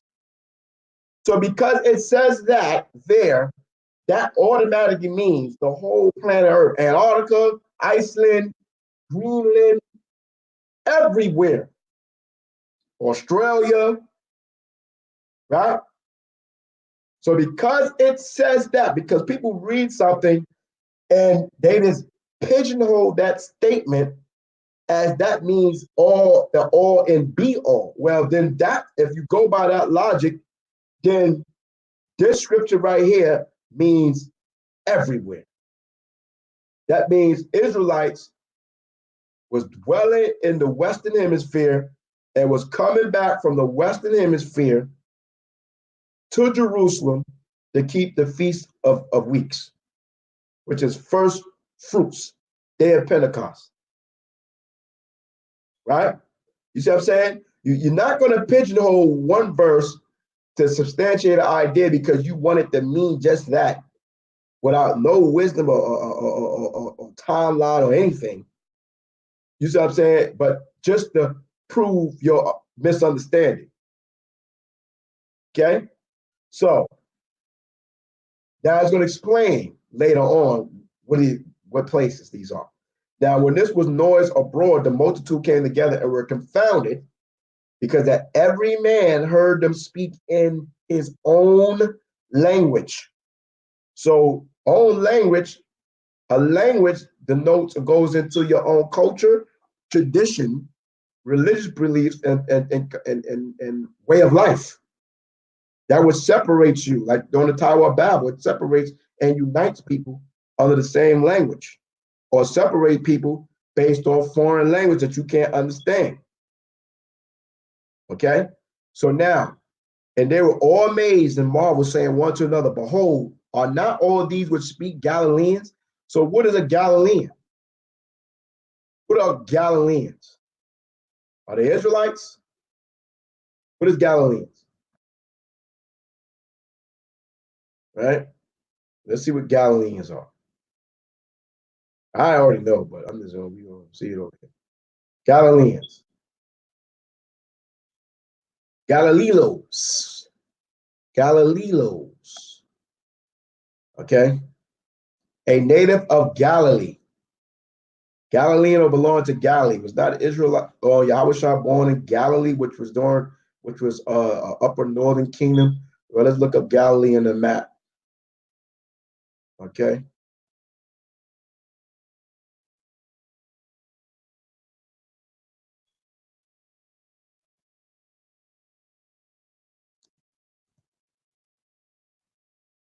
Galilee. Galilee was further north, up to where near Tyre, Sidon area over here. Okay. Well, who particular land was Galilee in? Okay.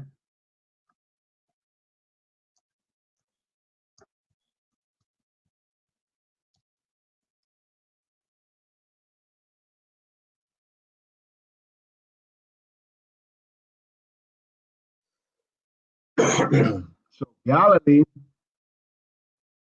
will be in the area of Manasseh, look like.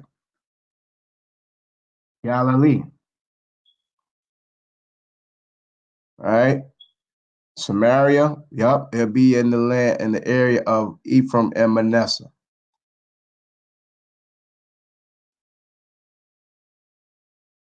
Nazareth, all that over here. Okay. Galilee. Right? So there's history of, Israelites migrating. Israelites migrating. What the hell is wrong? Migrating up to northern Israel. Okay, or, you know what I'm saying? And all Israel was during different courses of time. You had Israelites that were taken out of the land. Some of them came back into the land, and people migrated further north, some south, some this, that, and the third. Okay, this is based on information that that I have seen throughout my personal studies, whether people agree or not. Okay. Galilee. Okay. So let's go back. All right. So why did I go there? Why did I go there? I lost why I went there. From Odyssey, and I was somewhere. I was talking about something. I lost myself. What the hell I was talking about? If anybody can remember what I was talking about, I was talking about the Northern Kingdom area. Kind of, right? And why would I was talking about that? I don't forgot. One off, man. Okay. All right. I guess I was over here. All right. I guess. Right. All right. Whatever. Okay. So let me get rid of this thing right here. All right. Because of Galilee. Oh yeah, Acts. Thank you. Acts. Okay. Boom. Which speak Galileans, right? And how hear we every man? Well, the Galileans were speaking Hebrew, right? Yahushua came out of Galilee as well. He went up there in Galilee, Hebrew. And because this was the language of the land, right? And now hear we every man in our own tongue where we were born, right? Just like you read about Esdras, right? You had Israelites that mixed with the women, right? And or different marriages that was going on. I'm sure it was not just the women, it was the men, it was the men dealing with the women, and you had women dealing with the men of those nations because he was in tributary to these nations. And why would not our women, as there's nothing new under the sun, as they do here today, dealing with the heathen men, right? So automatically they was off, those children, right, from the heathen men, automatic. Okay, so it says, verse 8, Acts 2:8, and now here we every man in our own tongue, wherein we were born. Parthians. So let's see where is the Parthians. So, got the ancient Parthians, which was substantiated right now that there was Israelites that was in these lands. Okay. Let's see if we can find this here. Parthians.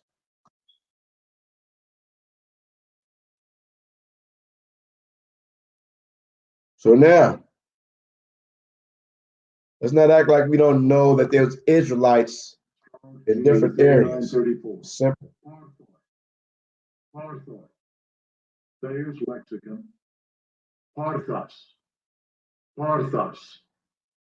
An inhabitant of Parthia, a district of Asia, bounded on the north Hycranean of the east of Arania, on the south by Carmania, Deserta on the west by Media. Okay, so this was near what? The Persian and Mede Empire. During that area, right?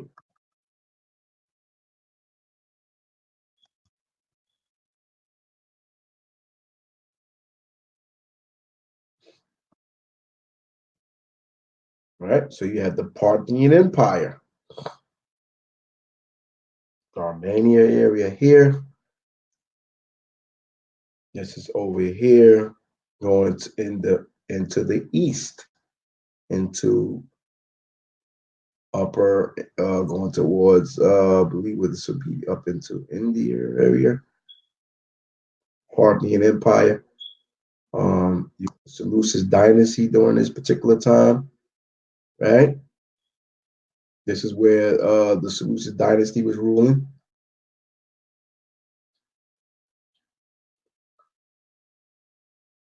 All up in that area, Persia, Iran, Iraq area, and up towards that. So y'all can look up the Parthian adopted the art and agricultural religion, belief, and royal insignia of their cultural heterogeneous empire, which encompassed the Persian, Hellenistic, and regional cultures for about half of its existence.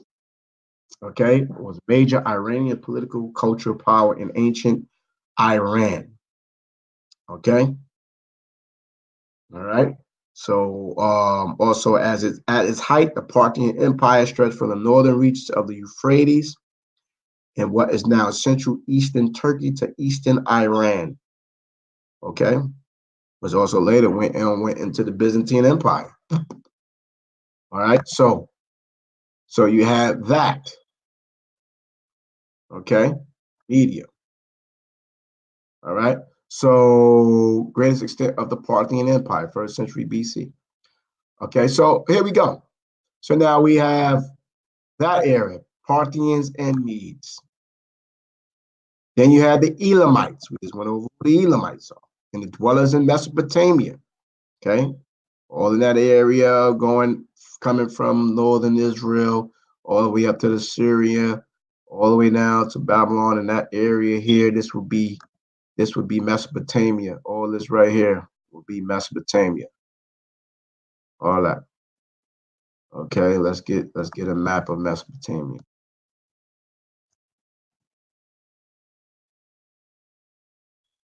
All right, this would be Mesopotamia. All this here.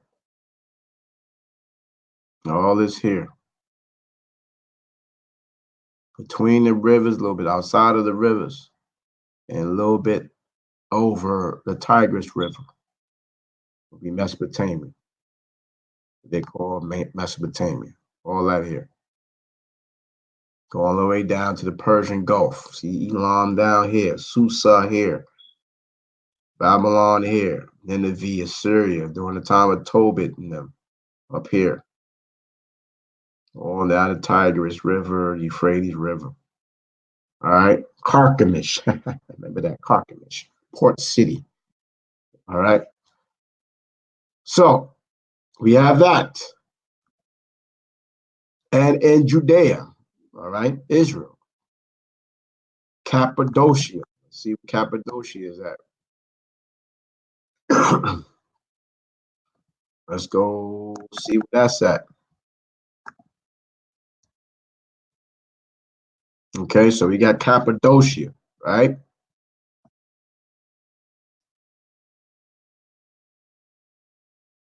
This is going towards what? Up into Turkey area, looks like. That's a bad map. Up in Turkey area, yep. Okay, around that Istanbul, well, not Istanbul, it's further north, but all up in this area here. Better map.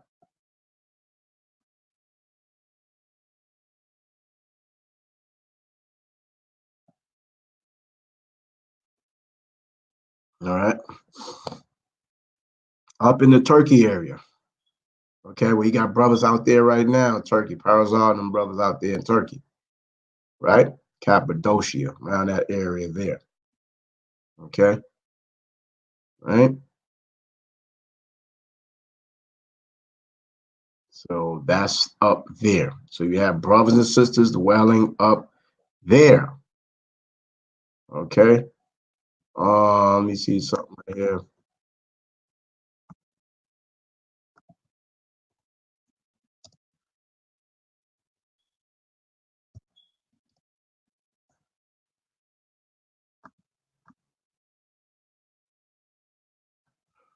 Okay, boom. This is the map I want to see.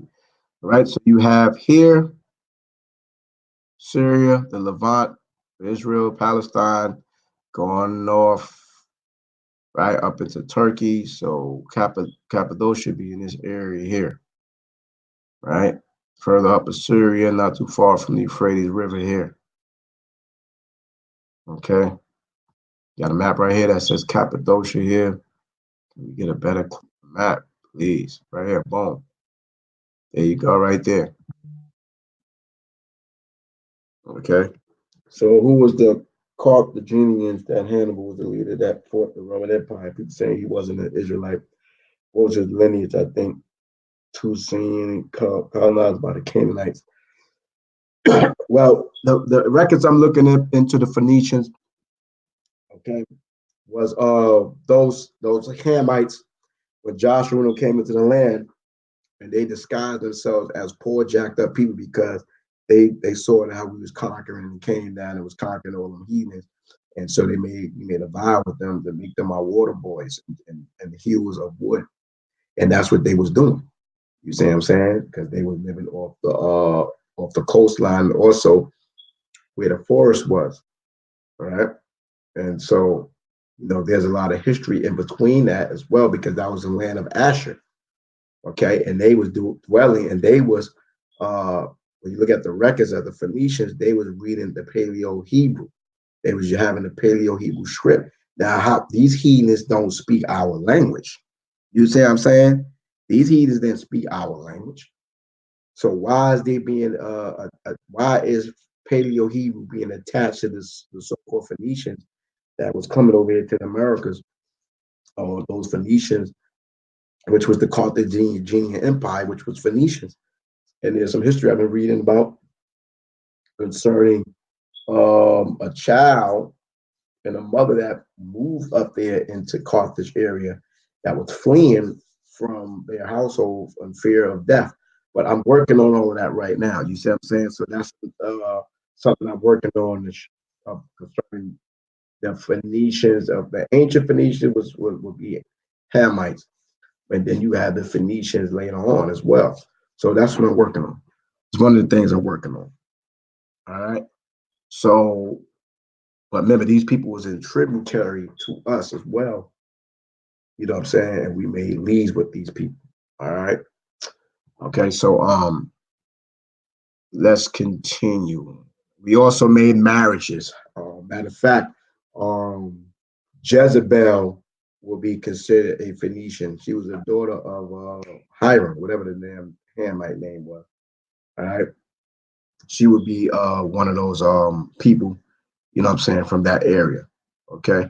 That Ahab had married. Now, if Ahab married a Jezebel, we have to assume, we would assume, right? We go and see that they had children. And some of the records I was reading, there was a lot of fight for power in that land. You see what I'm saying? And one of the daughters fled with one of the children. So now there's a whole lot of things we gotta, go in and put into perspective that, that the children that the child of the woman that fled, I'm going to bring out the history, was one of the lineage of Israel that established Carthage. So that's some stuff I'm working on, right?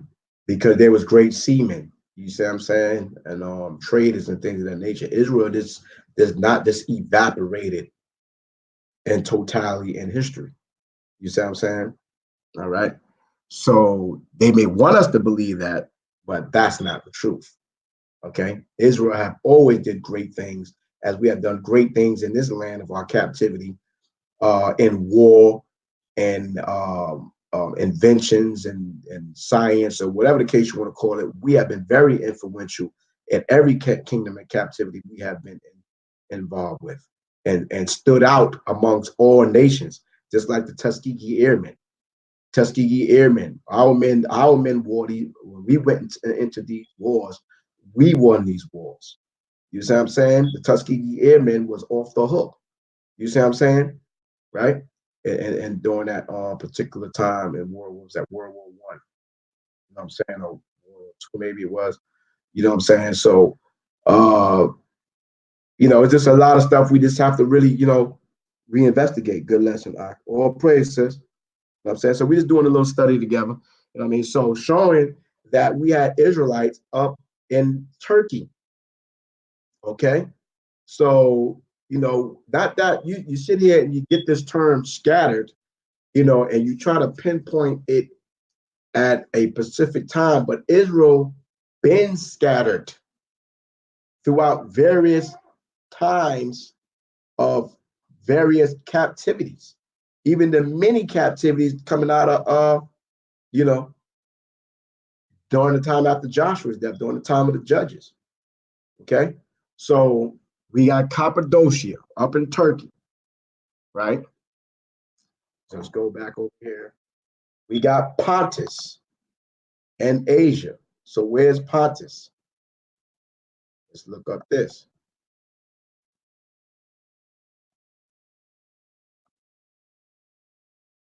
Let's look up Pontus, right?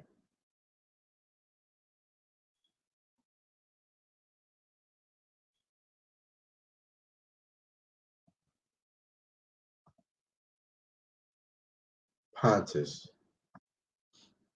Strong's G 4195. Pontus. Pontus. Hey, it says the sea. The sea, a region of Eastern Asia Minor, bounded by the Aegean Sea, the Armenian, Cappadocia, Galatia, and Paphlagonia. So we know Galatia, Cappadocia, so we got the Aegean Sea, right? So let's look up and see where's the sea actually is. Is it the Black Sea, what they call the Black Sea, right? It says a region of Eastern Asia Minor, right? So it's over there near this Turkey area here. So let's look up that. Maybe we can just see it here. Nope, that's further up. So we gotta get a different map, right? So let me just go like this.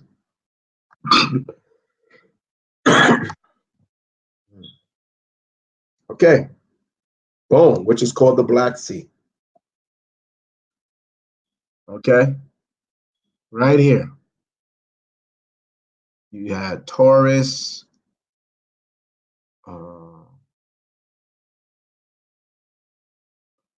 See, Greek colonies of the Aegean Sea, and we was Hellenized, so we was up in these areas. So all that's going into Turkey. You see the Turkey here, all that area there, and all the surrounding lands by here. Okay, going up into Georgia, going up into Russia. So it says Asia, where Asia would be further this way, right? So the Black Sea, which is the that word there is the black will be the Black Sea.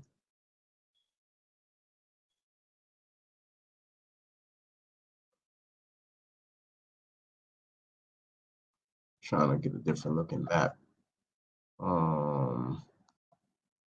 Let me see what it says there. A region of Eastern Asia Minor. Okay, bounded by, well, there you go. That would be it. It's bounded by the Black Sea. For which circumstance it took its name. It took its name. Okay, so all that area up there. Let's go back here.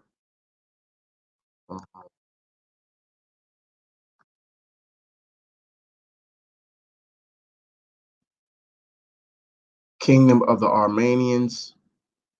All that area here. Caucasus, Iberia, all this area here, right next to Black Sea, the Zugzine Sea. I can't pronounce this. Is the Black Sea. Okay, right, and they got Galatia. So let me look up Galatia, as I mentioned Galatia. All right, Galatia, got it right there. Right, boom. Right, Cappadocia, Galatia, Pontus is right off the coast, right there. Okay. So all this area here, we had Israelites. Okay, all this area here was Israelites. Okay, so are you going to tell me this is just the Northern Kingdom? Are you going to tell me that? Are you going to tell me that? Well, we're not going to tell me that. Okay, because you had the Hellenistic period. I think it's still winding up. Okay, so you have all of this here, Galatia. Paul was going up here. You had the church in Galatia, the Galatians. Cappadocia, you know what I'm saying? All these different places, Pontus, the Israelites was at. Got the Byzantine Empire over here, all that. Asia Minor. Okay, right? So let's go back. Let's go back. The Khazarian Empire. Later on, yeah. How's Jacob? Do you think the so-called gypsies came out of the Israelite lineage? The people that they call gypsies, I do not agree with them being Israelites at all. Okay, but all these different things is bywords and surnames, but that's something I will have to look into more. You see what I'm saying? But you got people out there that's saying, trying to say that the gypsies are Judites. You know what I'm saying? Those people that say that we are not Israelites, that the gypsies are the real Judites. Right? So we got Asia. We don't have to look up Asia, right? I mean, do we have to look up Asia as a whole? Like, what is ancient Asia? Right?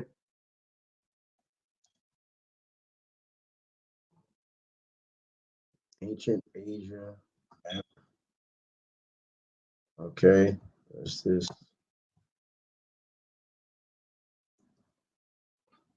All that would be all over here, Asia, India, all of that. Okay. Let's see, Asian history. You got all of this too now. All over here. All this is Asia. Because it's mentioned in Asia in particular. Okay. Right? We all here, like you said, the Khazari and all that stuff like that. We can look up that information. So you got Asia going further out. Right? Even the brother, when he was reading from the Persian and Mede Empire, and it show you how the Persian Mede Empire, the Persian Mede Empire was so expanded that it mentioned that they had territories in India. Okay, FOPE Quanafin brought that out in Esther, right? The Persian and Mede Empire. Okay, going here. This will look more like a better map. right? And you can see right here off the coast of India here. This is all the Persian and Mede Empire, right? And the scriptures tell you in the first chapter, let me just read it, you know what I'm saying? Give kudos to the brothers for bringing out certain information. Everything that brothers bring out is not wrong, and I'm not going to sit here and be a hypocrite, you know what I'm saying, and suggest that things off have validity to it, and brothers have to adjust, man. You know what I'm saying? They have to deal with certain things. That is what it is. You know what I'm saying? That's just the facts. That's the one that came to pass in the day Asaurus, it was Xerxes. This is Xerxes, which reigned from India even on to Ethiopia over 107 and 20 province. And in those days, when the king of Xerxes sat on the throne of his kingdom, which was in Shushan, the palace. So let me look this up right here. So where was Shushan? Right?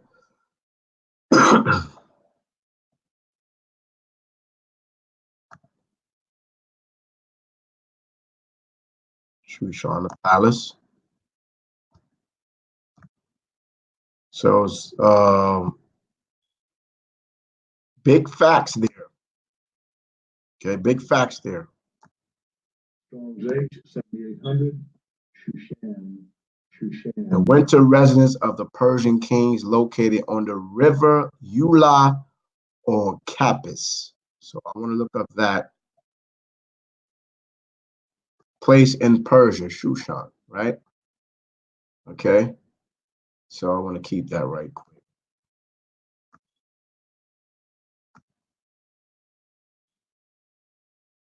Eula may be the eastern branch of Heath River, ultimately called the Caspis, which at one time divided into two branches, some 20 miles northwest of the city. Another possible located river is boom. Let's get a map images, please.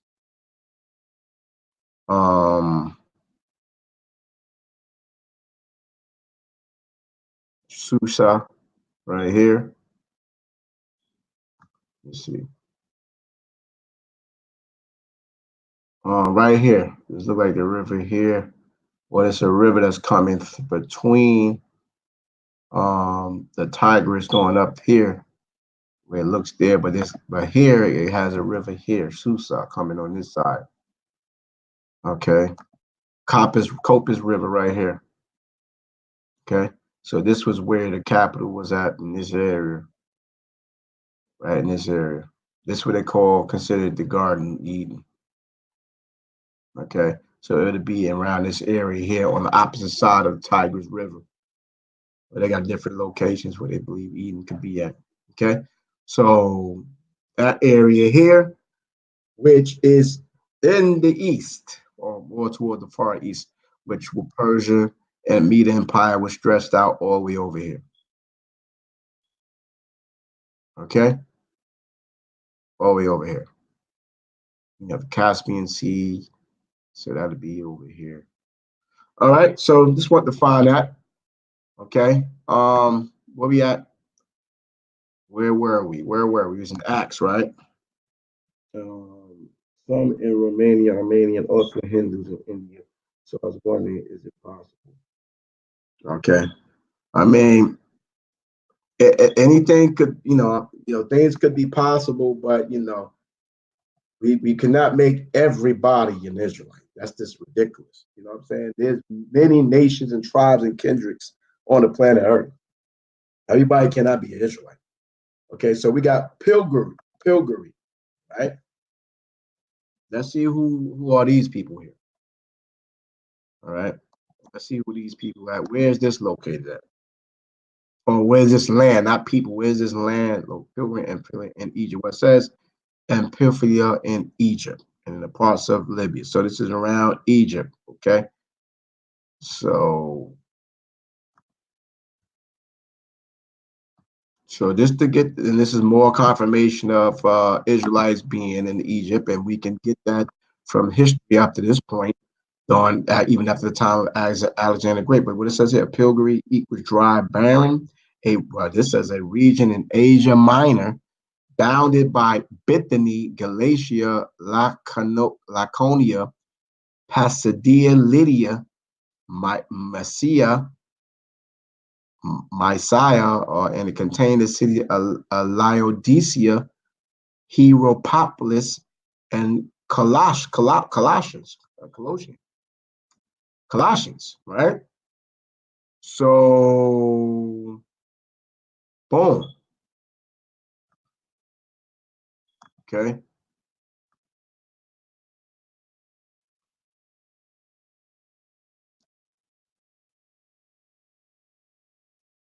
All up in that all up in that same area. Keep talking about, right?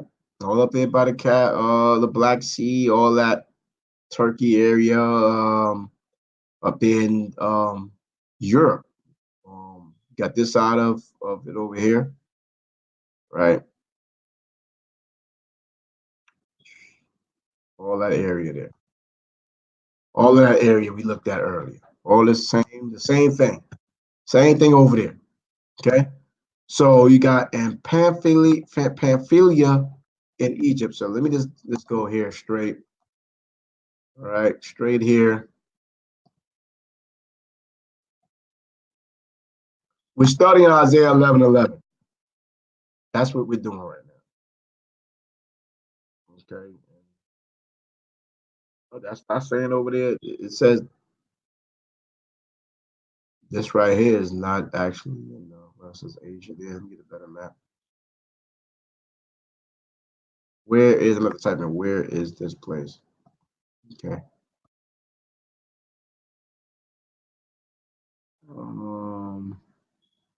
Pontus, Galatia, Cappadocia, Asia. Well, this area here is called Asia. Here. Philadelphia, all the Colossians. Okay. Ephesus, all that. So that, not talking about over here because he is not even on a map here. Okay, so hold on. So a lot of Israelites was all up in this area here. All up in this area here. Okay, all up in that area. All up in that area there. That was a good map there.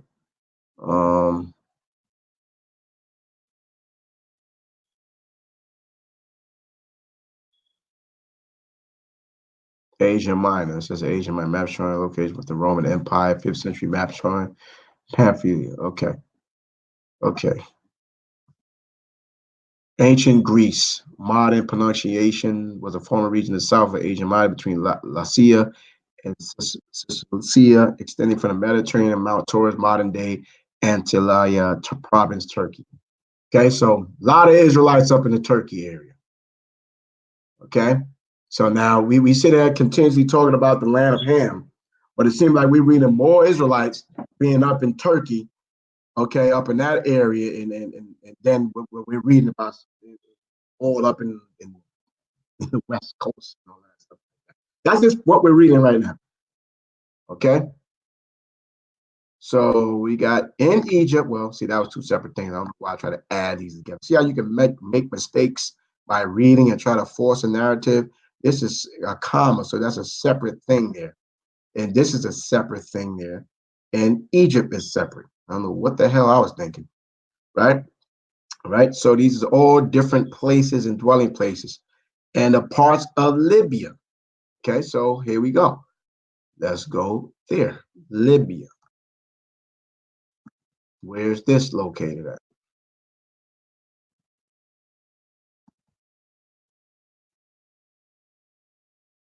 Ethiopia and Libya and Lydia and all the mingled people of Cub, right? And the men of that land is in the league and shall forward them. Persia, Ethiopia, and Libya. So let's see Libya. Is that Libya in Africa over there? And that's also where Put. Age 6316. Put. Ew. A nation, a people of northern Africa, probably Libyans, right? Probably Libyans, right? So we also read about them in Also, yeah. I believe. Ham. Let me see. Ham sandwich. Let's see if I see ham sandwich and ham sandwich. Ham, the youngest son of Noah, born probably about 96 years before the flood, one of the eight presidents through the flood. He became the progenitor of the dark races. Whoo, that's a bad thing about the brand. Dark races. Libyans, got Libyans right there. Negro, not the Negro, Egyptian, Ethiopian, Libyans and Canaanites. Okay? So, Libyans are Hamites.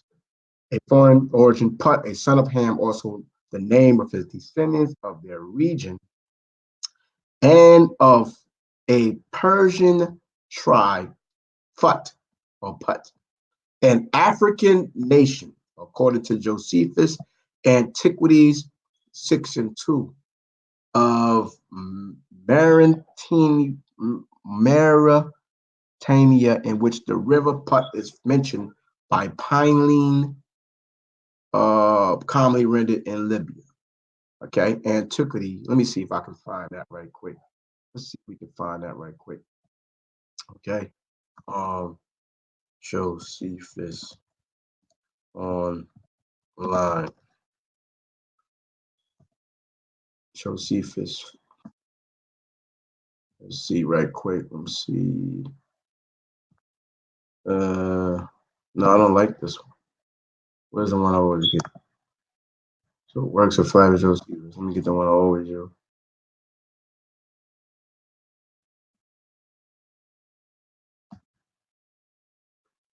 No, I don't want the PDF. I don't want this one. Off. Get that off. This is the one I'll be using. Is this the one? Yeah, I think this is the one. Okay.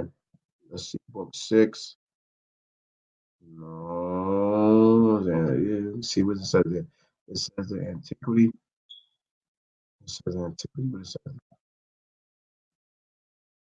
Book 6. Let me see.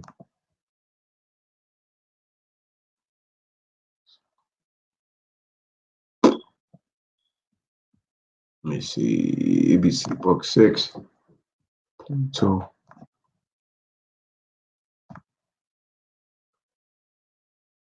The extension of the Philistine against Hebrews. You video. I have to look this up. I don't got time for all that right now. Okay. All right. Let's just cut to the chase. Okay. African nations. Ham sandwich. Okay. So we had Israelites down in Libya during the time of Yahushua. Right? That's a fact. I cannot go against what it's saying there. Right? So we had Israelites dwelling down there as well. Parts of Libya and Cyrene. So let me go here. Let's get to Cyrene. Libya. No, that's not the one. Let's go to Acts, 2nd chapter. Parts of Cyrene.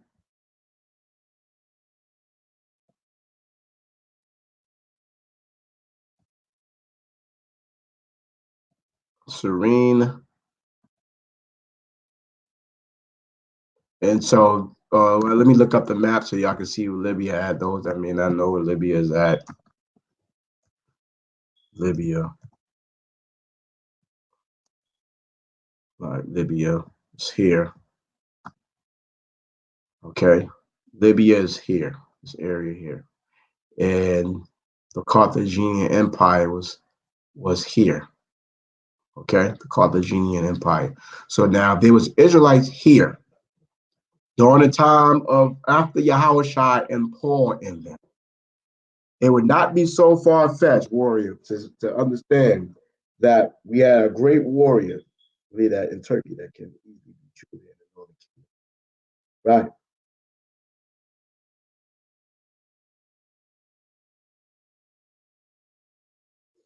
Yeah, there could be both houses in Turkey, in Turkey, northern and southern kingdom. I agree with that. So now, as we see in Libya, right, and this is where the Carthaginian Empire was established. North Africa, what they call North Africa. Okay. So that country lies in the Sahara Desert, and much of population concentrated by the coast, along the coast, and its immediate hinterland, where Tripoli, Tiberias, and de facto capital, all this area here, right? The Carthaginian Empire map.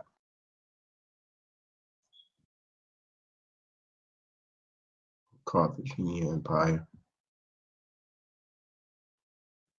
So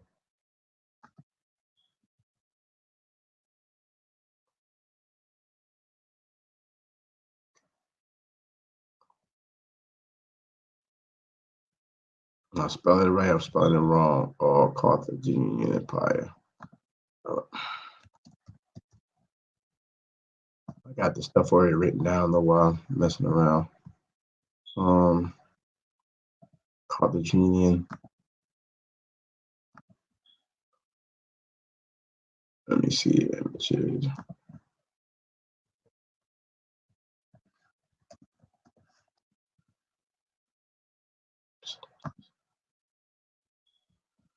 All right, so you look here.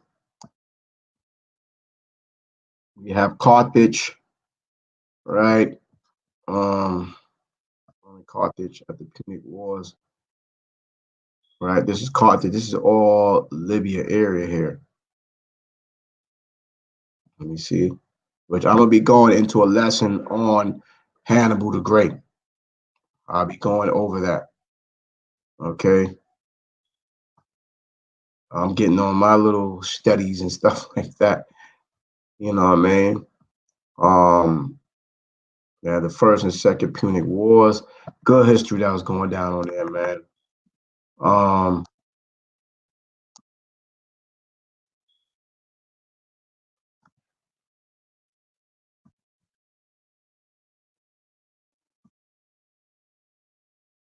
Okay, all that is what you may call the Carthaginian Empire, all up in here in Tarsus, Spain, all of that. Sicily, all these different things, all these different little islands and stuff like that. Well, it's Sicily right here.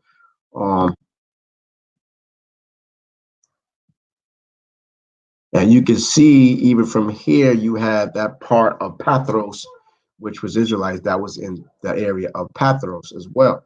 So, you know, Hannibal came out of this area. You see what I'm saying? So how called the Empire map in, spelled that wrong. Right here. Boom. All right. So all this right here is Libya, which is the city of Carthage over here. All right. Roman Carthage, the first Punic War.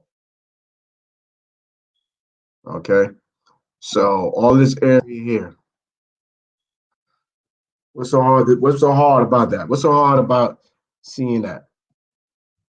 And probably still have Israelites in Libya. Well, there's remnants. There's remnants, but remember, I mean, you know, there's a lot of things that took place during the course of history and stuff like that. But of course, there's for me, anyone to say there's not one Hebrew Israelite there will be ridiculous. That would be ridiculous to say. You see what I'm saying? And I actually met some Israelites from over there that look like what you may call Northern Kingdom. Shalom, Mike. What's going on, brother? I'm doing a little study right now. That's it. On Isaiah 11 chapter.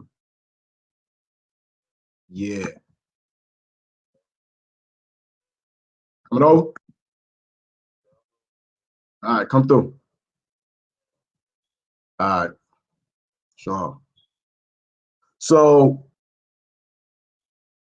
right. Listen, when I read back in the days, and when I went in an old dictionary I had when I first came to truth, I read that that Hannibal was a Phoenician, and that the Phoenician was Israelites. Those particular Israelites that he came through, Phoenicians was Israelites. That's what I read way back before I even came to the school of One West. So nobody can tell me anything, you know what I'm saying, on that, because I read that before I knew anything, like for real, you know what I'm saying? And I read that in an old ass dictionary back in 1993. All right. So, certain things that, my mind is set on, and that's that for fact. Okay. And now showing that we was dwelling in that land. Okay. We always been, I'm not going to say there's no great heathens nowhere, but come on, let's just be honest about this.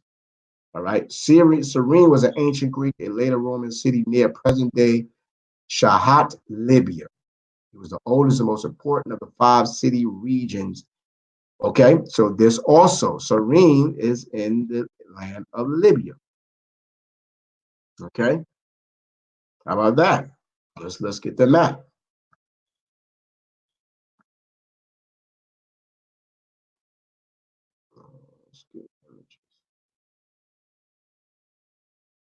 Okay, boom, right? This is all over there with Carthage. All out there on the Carthaginian Empire. You see what I'm saying? And we are very separatist people, and we also had other nations infused into our customs and our rules and laws and things of that nature. You see what I'm saying? We just say this totally infused in the heathens. You see what I'm saying? We took lands and dwelt in lands. Okay, as we've been reading. Okay, all right.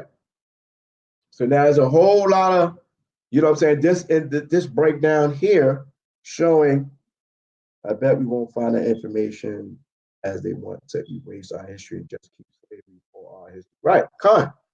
You see what I'm saying? Right? So they don't want us to know that we was great warriors and things of that nature. You see what I'm saying? Right? So this is proof that we was living in these particular lands here as Israelites. Okay? So when the Carthaginian Empire and all that arose, you know what I'm saying? And this was matter of fact after that. Okay? Because during the time of Paul, the Carthaginian Empire was during the 200 years before the almost 200 years before the birth of Yahushua. When Hannibal and them was ruling over there in Carthage. Right? So when did they get there? It wasn't 70 AD when Israel was sacked and they ran down into interiors of Africa. There was already people that migrated prior to that time anyway.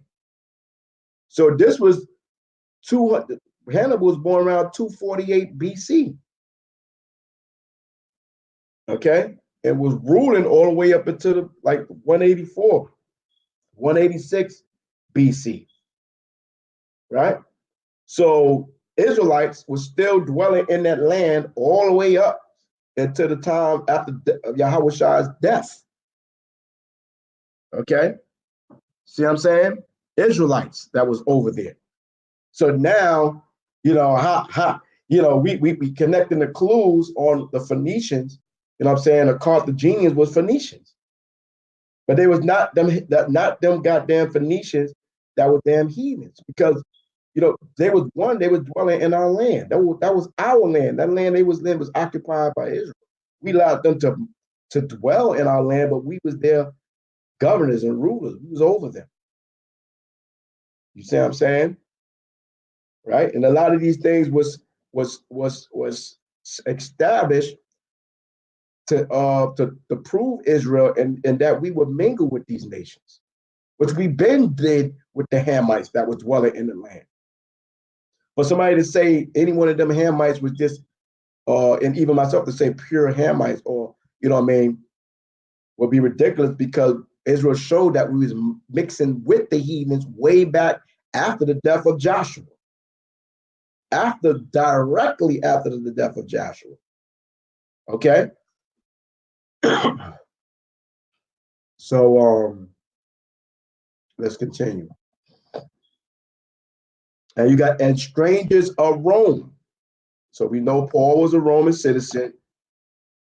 It says Jews and proselytes, right? So the proselytes are,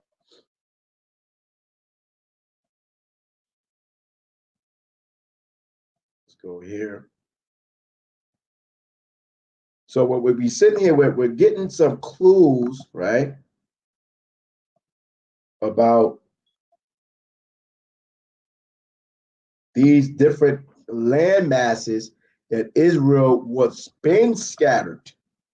Okay, let's not make this some new knowledge of Israel being scattered. Israel been scattered.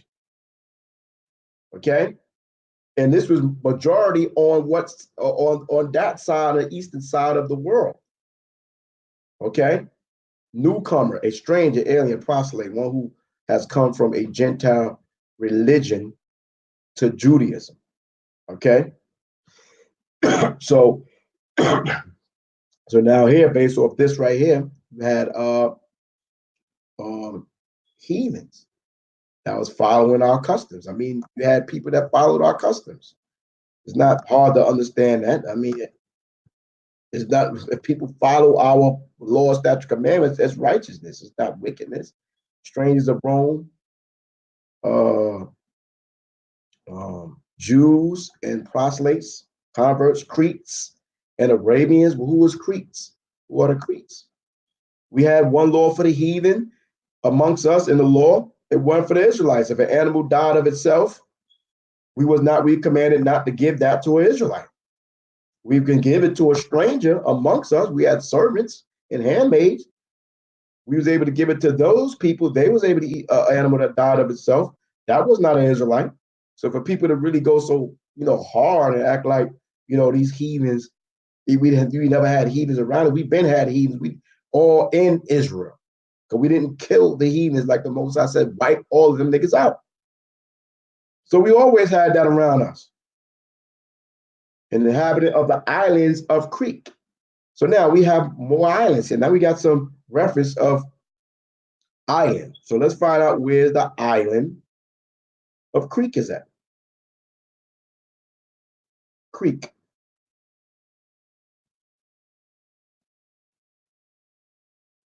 Because, this Isaiah 11:11 is trying to make this the northern kingdom. That is smash. I don't care what you're talking about, man. That is smash. That concept is done. Mediterranean Sea. You got, okay, so this is, let me get a better looking map, because this is, this is Mediterranean Sea, Sea of Crete.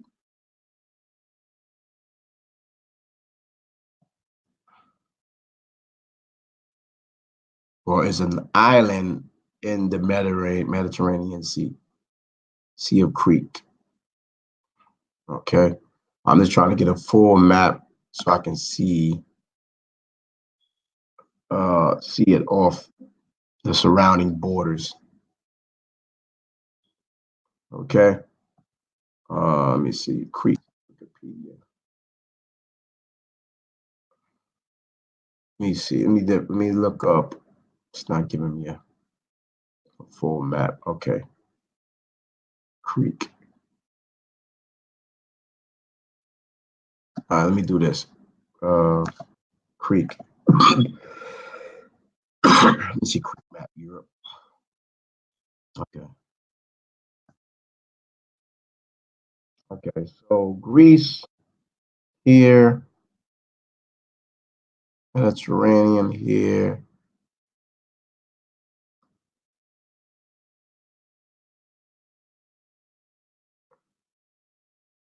Okay, here we go, right here. So it's here. This is Greece. Crete is an island north of this area, and you got the Ionian Sea, the Algerian Sea, Albania, not too far from off Turkey here, Crete. Okay, look this one right here, Crete. All this around here, this area here. Okay, because this is further all the way on this side over here. All right, so it's not near Italy here. It's not over here now. Yeah, none of this Algeria, Tunisia, which is off the coast of Libya, all that. So it's all the way back here, not too far off Turkey. So you have Israelites all in this area here, all in this area. All right, Arabians, we do here speak our tongue, the wonderful works of the Most High. So we have the Arabians. Now, where's Arabia? Everybody should know where Arabia is, but I don't. Maybe I don't know. Arabia. Boom. I guess easy. So we have people down in Saudi Arabia, down here, going down towards Yemen and all this area here. Right? Israelites came down here. This is what's being said. So all throughout this area here, you had Israelites. From here to here at particular times. Okay, so Israel was scattered. Israel had been scattered for hundreds of years in different areas throughout the Middle East, or the Far East, or Asia, or certain parts of the land of Ham. Okay, when you have heathens in your land, they always want more and more of you land than they want to rebel when not in our new kingdom of Israel. Come, all right. So as we see here in Acts the 2nd chapter, right, and we're reading about all these different lands where Israelites was coming from, okay, right, which also goes into Isaiah 11:11. See, I believe things is in 2-3 Now you may say, well, the second time. Okay. All right. Well, it says second time you're gonna gather Israel from these different areas and this, that, and the third of nations. I mean, and then you had Israelites during the time where Yahweh Shah revealed himself, right? That there was Israelites scattered in these different areas, which we was reading about: Assyria, Elam, Cush, Pathros, Egypt, and it was expanded more further than just here. Okay, which was written during the time of Isaiah. Shinar, which is by Babylon, Hamath, which is over there by Syria. Okay, right? Over there by northern Israel. And he says, and he shall set up an ensign for the nations. Now, what is these nations here? What is these nations here? Right? What is these nations here? I would set up an ensign. Now, we're still talking about that ensign, the standard, right? Right? We set up an ensign, a standard. Okay? Right? So let me see if that's the same. Yes, the same ensign right there. Same ensign, right? Right? A pole, signet, your ensign, your signet, your seal, everything that makes you a nation, right? It says nation, Gawar, right? Gawarium, right? Right? Romans 8:1471. Goy. Right? Nation people, usually of non-Hebrew people, of the descendants of Abraham, of Israel, right? So now, let me see something right here. I'm gonna click on this nation right here. And I want to go to Genesis 35, see if it's connected to Genesis 35. Boom. Genesis 35:11. And the Most High said unto him, we read Genesis 35:10, right? Genesis 35:10 says, and the Most High said unto him, thy name is Jacob. Thy name shall not be called any more Jacob, but Israel shall be thy name. And he called his name Israel, right? Called his name Israel, right? And the Most High said unto him, who? Jacob, who is now Israel. I am the Most High Yahweh, power almighty, right? Be fruitful and multiply. Wow, they're going to be fruitful and multiply. I wonder if that's addition. Okay, but according to geography, it appears they would be Asiatic. Well, Asiatic is a new term. Okay, All right, and Asiatic goes into a language. Okay, so Asiatic, what you mean? According to geography appears they would be. Well, Asiatic goes into a language. Okay, that's what Asiatic goes into. I had to look up that stuff in one of my videos. Asiatic. How you spell it? How you spell it? Asiatic. Asiatic.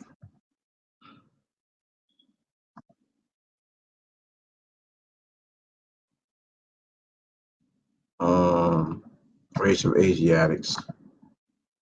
Origins and original peoples of the Far East, Southeast Asia, or India, subcontinent, Cambodia, China, India, Asia, Japan. Well, that's going further back there, coming to that definition. I mean, I'm trying to remember what definition I was using, but that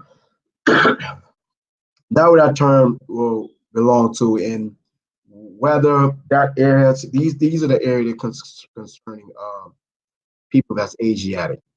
Far East, Southeast Asia, or Indian subcontinent, for example, Cambodia, China, India, Indonesia, Japan, Korea. It didn't say, it says from the borders of India, not necessarily in India. Okay. But let me go back where I was at. Where were I? Well, where were I? No, I wasn't there. Where was I? Where were I? Where was I? Oh, look there. Oh yeah, Genesis. Be fruitful and multiply. What is that? Polygamy. A nation. So Israel is a nation. A nation. A nation. A nation. You see something?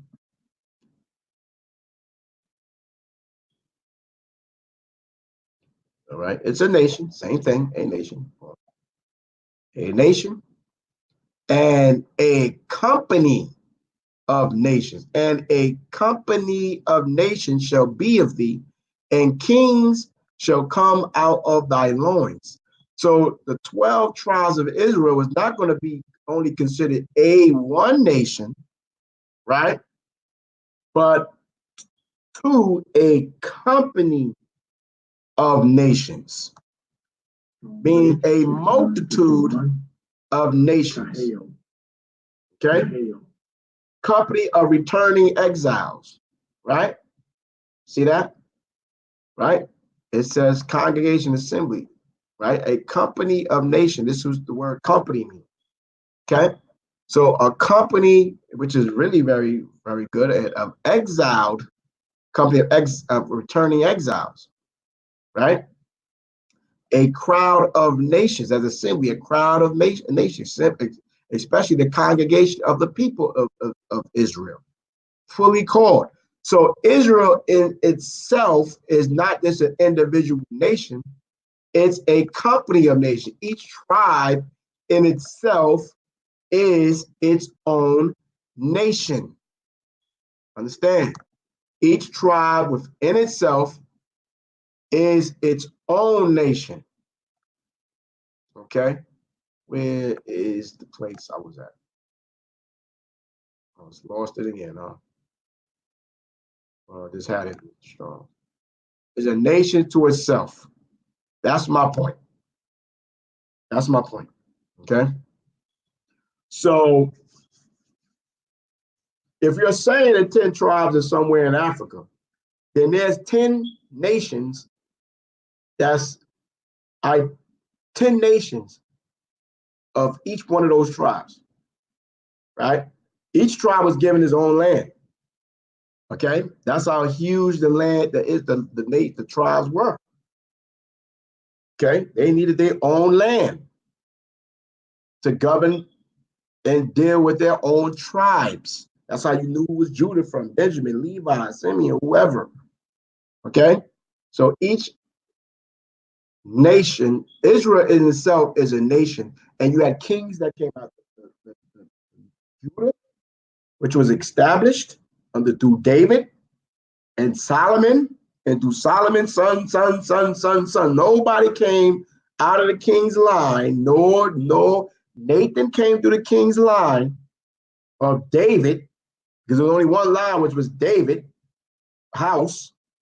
King David house, the only Judite house that was chosen to be the kings was the sons of King David, which went through Solomon, not Nathan. Not Nathan. Nathan did not sit on the throne, nor did any of his sons sit on the throne. Nathan was a son of David, but through Solomon and his sons was the king. And then you had kings that was in the northern kingdom, that ruled the northern kingdom, right?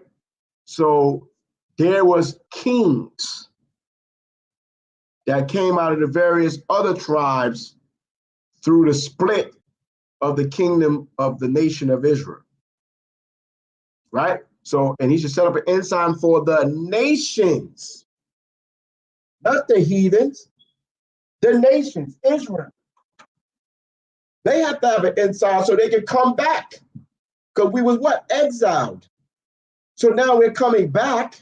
The company, this great company of nations, have to have something so they can recognize or come that book of remembrance, that thing that will bring them back and say, oh, we the children of Israel, right? I'm representing this tribe, that tribe. The Bible prophesies about these things happening in what? In Isaiah 43. Let me go there right quick.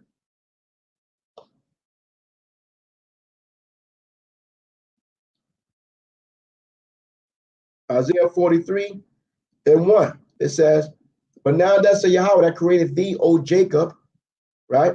And he that formed thee, O Israel. Fear not, for I have redeemed thee. I have called thee by thy name. Thou art mine. When thou passest through the waters. See? Pass through the waters. Hey, what waters is that? Could that be the ones in first Ezra 13? I will be with thee. And through the rivers. Could this be the rivers? The Euphrates and the minor rivers, the Tigris rivers? They should not overflow thee. So it talks about those rivers flooding, right? Right? When thou walkest through the fire, thou shalt not be burned. Neither shall a flame kindle upon thee. You've had plenty of stories of people walking through the fire, Daniel and all that, Bel and Dragon. But I am Yahweh. Very interesting in verse 2. Very interesting. For I am Yahweh thy power, the Holy One of Israel, thy Savior. Holy One of Israel is Yahweh. I gave Egypt for thy ransom. Right? Ethiopia and Seba for thee. So here we go. We were talking about us being in Egypt. I gave Egypt for thy ransom. Ethiopia and Seba for thee. Let's get to the point.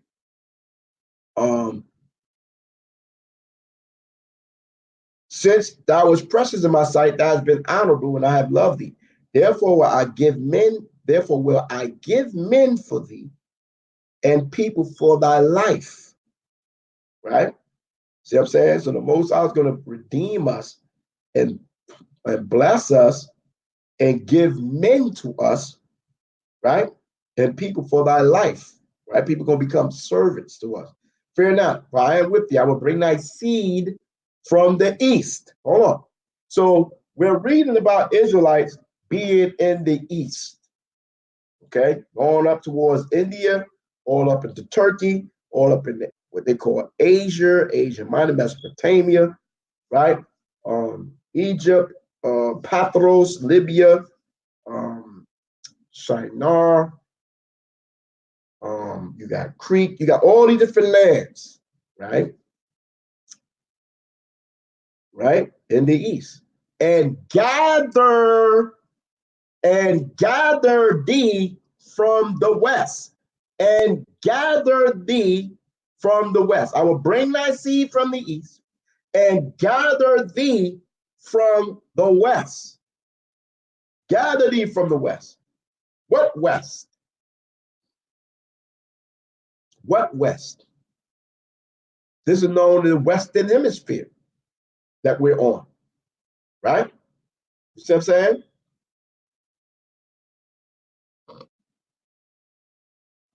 One of my favorite scriptures, Micah 4:10.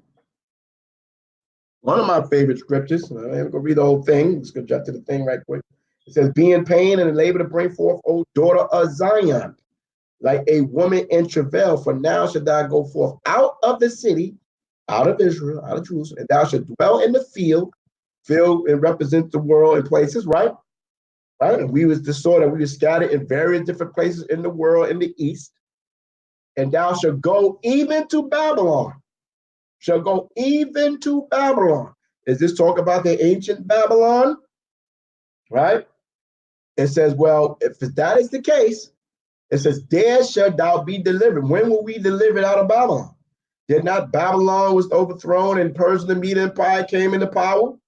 And then after the Persia, the Medes Empire, you had the Greek Empire, right? We wasn't gathered out of Babylon, right? There shall the Lord redeem thee. Where Yahweh redeemed us out of Babylon?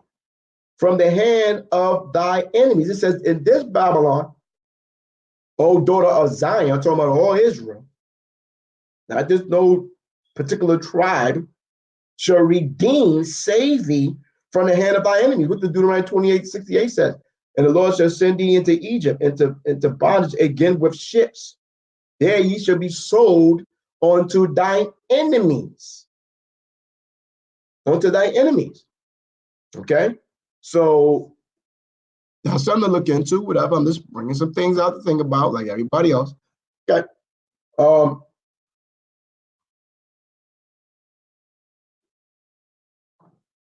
I will bring thee from the east and gather thee from the west. I will say to the north, right? The most I mentioned about the north country, Egypt, right?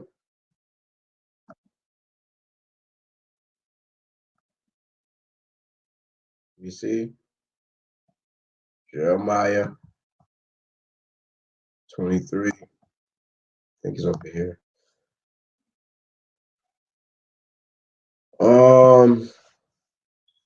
Behold, the days come, said Yahweh, Jeremiah 23:5. I will raise up to David a righteous branch. We read that early in Isaiah 11, right? The king shall reign and prosper. Yahweh shall execute judgment just in the earth.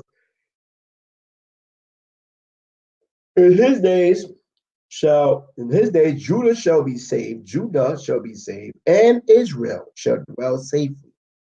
Right? Both houses. And this is his name whereby he should be called the Lord our righteousness. Therefore, behold, the days come, say Yahweh, that they should no more say Yahweh live and brought up the children of Israel out of the land of Egypt, ancient Egypt. But Yahweh liveth, which brought up and which led the seed, the offspring, the seed, the people, the children of the house of Israel out of the north country, North America, north country, right? So this particular north country is in comparison to ancient Egypt, is going to be is being in contrast to Egypt in comparison to the ancient redemption of us coming out of Egypt. So it has to be on the same magnitude where the 12 tribes will be at, which led the seed of the house of Israel out of the north country and from all countries, whither I have driven them, and they should dwell in their own land. Okay? All right? So you're going to have to get it around. North country is not Babylon. Okay? Shout out to Deacon for having that discussion, which, I'm, not that I didn't know it, but, the brother brought that out, and the brother tried to trap him, couldn't trap him at all. Right? So it's telling you, I will gather remnant, up here in verse 3. I will gather the remnant of my flock out of all country whither I have driven them. See? And from all the country whither I have driven them. Same thing. But he's telling you that the children of Israel, the seed of the house of Israel, is in the north country. Right? Which brought up the children of Israel out of the land of Egypt. See, right here is not talking about the children, the northern kingdom. It's talking about the whole nation of Israel, all 12 tribes, all nations, right? And it comes back and say here, I will gather the remnant of my flock out of all countries where I have driven them. Okay? So that's the remnant that's in these various different countries. But Israel is going to be together in bondage, suffering slavery and oppression together as we did in ancient Egypt. And this is why I'm not with the goddamn Hamites, 10 tribes in in Africa. I'm not with that. I'm not with it. Point blank, period. You're not going to lead me down that pipe dream. Not. Okay? And if you people say, well, you were down one pipe dream, but if I was, I'm not going down another one. How about that? Okay? So, let's go back over here.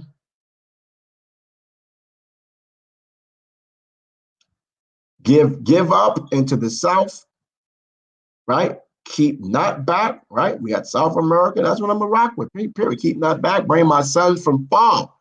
Is not this side of the world fall? And my daughters from the ends of the earth.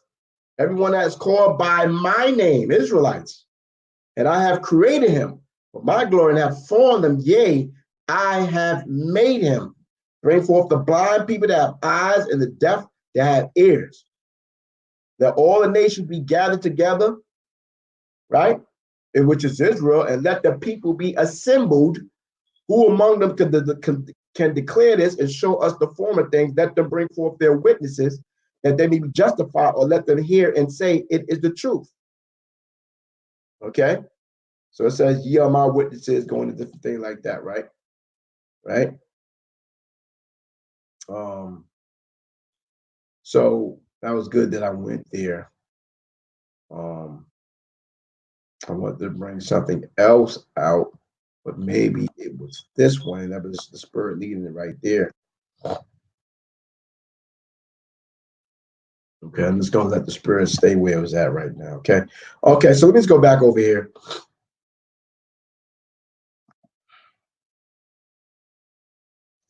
Back to Isaiah 11. And gather together the dispersed of Judah from the four corners of the earth. Okay, and this is where they jump off the horse and come and say, well, he shall set up inside for the nation, shall assemble the outcast of Israel, right?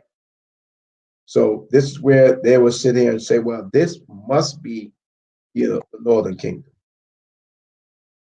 Right here. Well, let's do this. This is a study session. Outcast. All Israel outcasts. Right? Yasharal. Israel was named Yasharal. 2,000 Israelites. Israel, God prevailed. A second name for Jacob, given to him by God after his rest with the angel at Peniel. The name of the descendants and the nation of the descendants of Jacob. The name of the nation until the death of Solomon is split. The name used and was given to the northern kingdom consisted of the 10 tribes under Jeroboam. The southern kingdom was known as Judah, the name of the nation after the return, from exile. He who was God, Israel, a symbolic name of Jacob, also typically of his posterity, Israel. Okay? Right? So you got references, name used and given to the northern kingdom consists of the 10 tribes under Jeroboam. Okay, which that tribe would include Dan, obviously. Dan would be there, what makes that 10 tribes. Okay, so it's based off how we want to infuse this in the script. All right. Let me go back here. Check back out.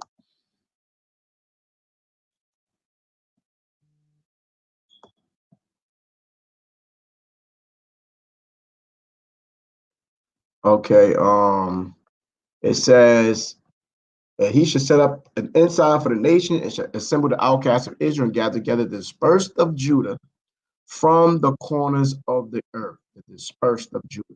So here is what these people try to say, well, Judah was also Judah dispersed. Let's look up the word dispersed. Let's look up the word dispersed.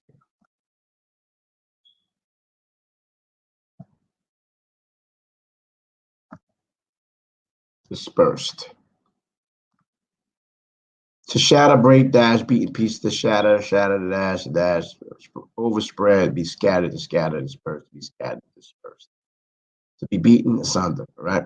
Supposed to be discharged, right? Flock, scatter a flock or people. Okay, so obviously, common sense right here, wisdom would tell you. We just read that you had Judah that was in Pathros, Egypt. We had Judah that was up in Babylon. We had Judah that was up in Galilee. We had Judah that was scattered during in Turkey. All these different areas was Judites, as well as Northern Kingdom. Okay, right? So when you make statements to say, well, Judah is the only one dispersed, okay, and in terms of going into slave ships, that's ridiculous. That's not what it says. Okay, it says scattered. Okay, Israelites were scattered up in Libya. Israelites were scattered in various different locations, Judites. So let's not play the mind tricks and games. Okay, dispersed of Judah from the four corners of earth. Judah is obviously Judah represents obviously here the northern kingdom, the southern kingdom as well, not just okay the tribe of Judah, because it mentioned the assembly of the outcasts of Israel and gathered together the dispersed of Judah, okay, which will represent the Judah, Benjamin, and Levi, okay, and okay, in this reference, I would say in this context here, it says the envy also of Ephraim. So now Ephraim is a part of this, shall depart, right? So they're departing, they're leaving, and the adversaries of Judah should be cut off, right? Ephraim shall not envy Judah, and Judah shall not vex Ephraim. So these are things that's going to happen in these last days as Israel is being gathered. All right. But they should fly upon the shoulders of the Philistines towards the west. They should say. So my thing is, how are you people getting the northern kingdom out of Isaiah 11 and 11? Right? And we jump down to verse 16, said there should be a highway from the remnant again of his people, which shall be left. And we can go put that together in our first Ezra, the 13th chapter. Okay, right? First Ezra, 13th chapter. Let's read that right quick. Let's read that right quick. I'm gonna end it with that probably. Okay. We're gonna come back and do another. I'm gonna do another class. Brother about to come through. Probably just go over Moab. Go over Moab. Esther. Second Ezra 13. So right, let's read this chapter right here. How many verses we have? Okay. All right. It says here, Second Ezra 13, and it came to pass after 7 days. I dreamed a dream by night, and lo, there arose a wind from the sea that moved all the waves thereof. And behold, and lo, that man waxed strong with thousands of heaven. And when he turned his countenance to look, all the things trembled that were seen under him. And whensoever his voice went out of his mouth, all they burned that heard the voice, like as the earth faileth when it fleeth the fire. And after this I beheld, and lo, there was a gathered together a multitude. So after these fires coming out of this guy's mouth, right? The wind, the wind from the sea, it moved all the waves thereof. And behold, a man waxed strong with thousands of heavens, so the angels, right? The celestial bodies, beings, we turn his countenance and look, all things tremble, was shook, all eyes shall see him, right? And they that pierced him, and all nations of the earth shall wail because of him, right? Revelation 1:7, whatsoever the voice went out of his mouth, which is the Bible, the word, whatever he was saying, all that burned heard his voice, because the Bible tell you his word is like the fire in Jeremiah 23, like as the earth faileth when it fleeth the fire. And after this, behold, and lo, there was gathered together a multitude of men. This is what's going on. There's a multitude of men out of number from the four winds of the heaven to subdue the man that came out of the sea. So this is a first multitude that's being mentioned, right? Right. So it's from the four winds of the heaven, north, south, east, west. And behold, and lo, he have graved himself a great mountain and flew up upon it, right? But I will have seen the region or place where out the hill was graven, and I could not. So he could not tell what mountain this was. And after this I behold, and lo, and all they which were gathered together to subdue him were so afraid, and yet does fight. So even though they were shook ones, these nations and these people was fighting. Yeah, I could do a class on those. You know what I'm saying? I could do a class on Obadiah. I could do that in Revelations. You know, you know. I mean, I would go through chapter by chapter and certain things like that. You know, certain chapters. I just go through the book of Revelations here. And give the best that I can give. All right. And they were all mixed together. And they were all mixed together. Right.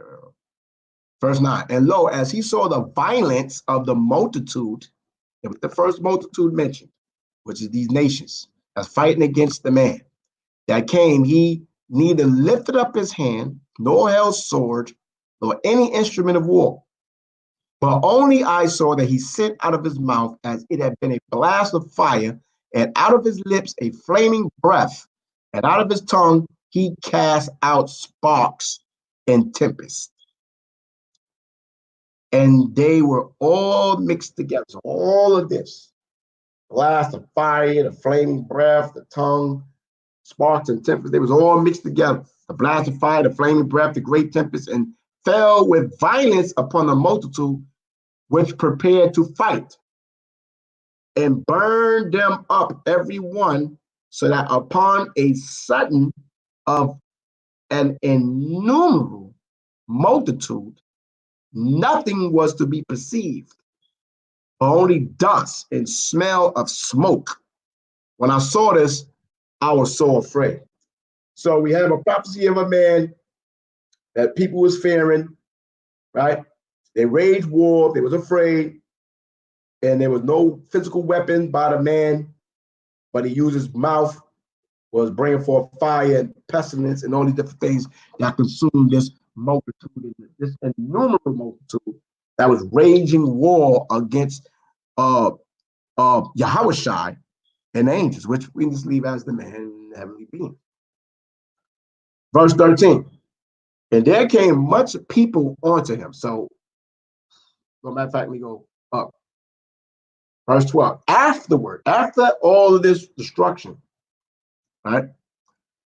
Afterward saw I the same man come down from the mountain and called unto him another peaceable multitude. So he called another another peaceable multitude, right? So there's no other multitude, just the multitude that came to fight him, right? So the first multitude was not a peaceable multitude. That multitude was people that was raising war. So now this second multitude is a peaceable multitude. And they came much people unto him, where verse 13, some were glad, some were sorry, some of them were bound. So we have people that was happy, some were sorry, some were bound, some was bought of them that were offered. Then I was sick through great fear and awoken and said, thou hast showed thy servant these wonders from the beginning, and hast counted me worthy that thou shouldest receive my prayer. Show me now yet the interpretation of this dream. For as I conceive in my understanding, woe unto them that shall be left in those days, and much more woe, destruction unto them that are not left behind, and much more woe, destruction unto them that are not left behind, for they were not left, were in heaviness. Okay, so a lot of word play here in terms of, left behind, not left behind, and stuff like that, which I didn't really see what mentioned up there in the reading, left behind, not left behind, but he's going to give the explanation there. Okay. All right, so let's go. Now understand the things that are laid in the latter days. So this is a prophecy, and it's an entire prophecy of the latter days, right? Which shall happen unto them and to those that are left behind, right? So who is that them? Is it talk about the multitude, okay, that raised war, or the peaceable multitude? Somebody got to be the left behind, somebody that got to be the them, right? Right now I'm looking at them as being the multitude that fought against the Most High. Then you have those that are left behind. Well, let's see who is who, what is what. Therefore, they come into great perils and many necessities, like as these dreams declare. Yet it is easier for him that is in danger to come into these things, right? So it's easy for him that is already in danger, is saying, to come to these things than to pass away as a cloud out of the world and not see the things that happen in the last days. And he answered unto me and said, well, then that could be clearing up right now with Daniel 12th chapter, when it talks about there's a people that shall awaken to everlasting shame and some to everlasting contempt, right? So those that live to see these end time prophecies, it won't be as shocking to them as much as those that did not see Hamashiach, not the truth of the Most High, and awaken to these truths. At that time, Daniel 12:1, that time shall might be stand up, the great prince was standing for the children of thy people. There should be a time of trouble such as was never since. There was a nation at that same time, and at that time, thy people shall be delivered. Everyone that shall be found written in the book, and many of them that sleep in the dust of the earth shall awake, some to everlasting life, and some to shame and everlasting contempt. So we can see, based on certain things that was mentioned about those that awakened, and some were bound, some were sick, some was sorry, right? Some were glad. Okay. Verse 17. For they that were not left were in heavens. Now understand the things that were laid up in the latter days, which shall happen. 18, unto them and to those that are left behind. 19, therefore they come into great perils and many necessities, like as these dreams declare. 20, yet it's easier for him that is in danger to come into these things and to pass away as a cloud out of the world, and to not see the things that happen in the last days. And he answered unto me and said, 21, the interpretation of the vision shall I show thee, and I will open unto thee the thing that thou hast required. 22, whereas thou hast spoken of them that are left behind. This is the interpretation. So this is about he that shall endure the peril in that time have kept himself. So he that endure to the end, the same shall be saved. So those that endure and will be a part of this, seeing this war, deliverance, they have kept themselves in the fear of the Most High. Oh, okay, right? They was able to live to see this time, see this moment.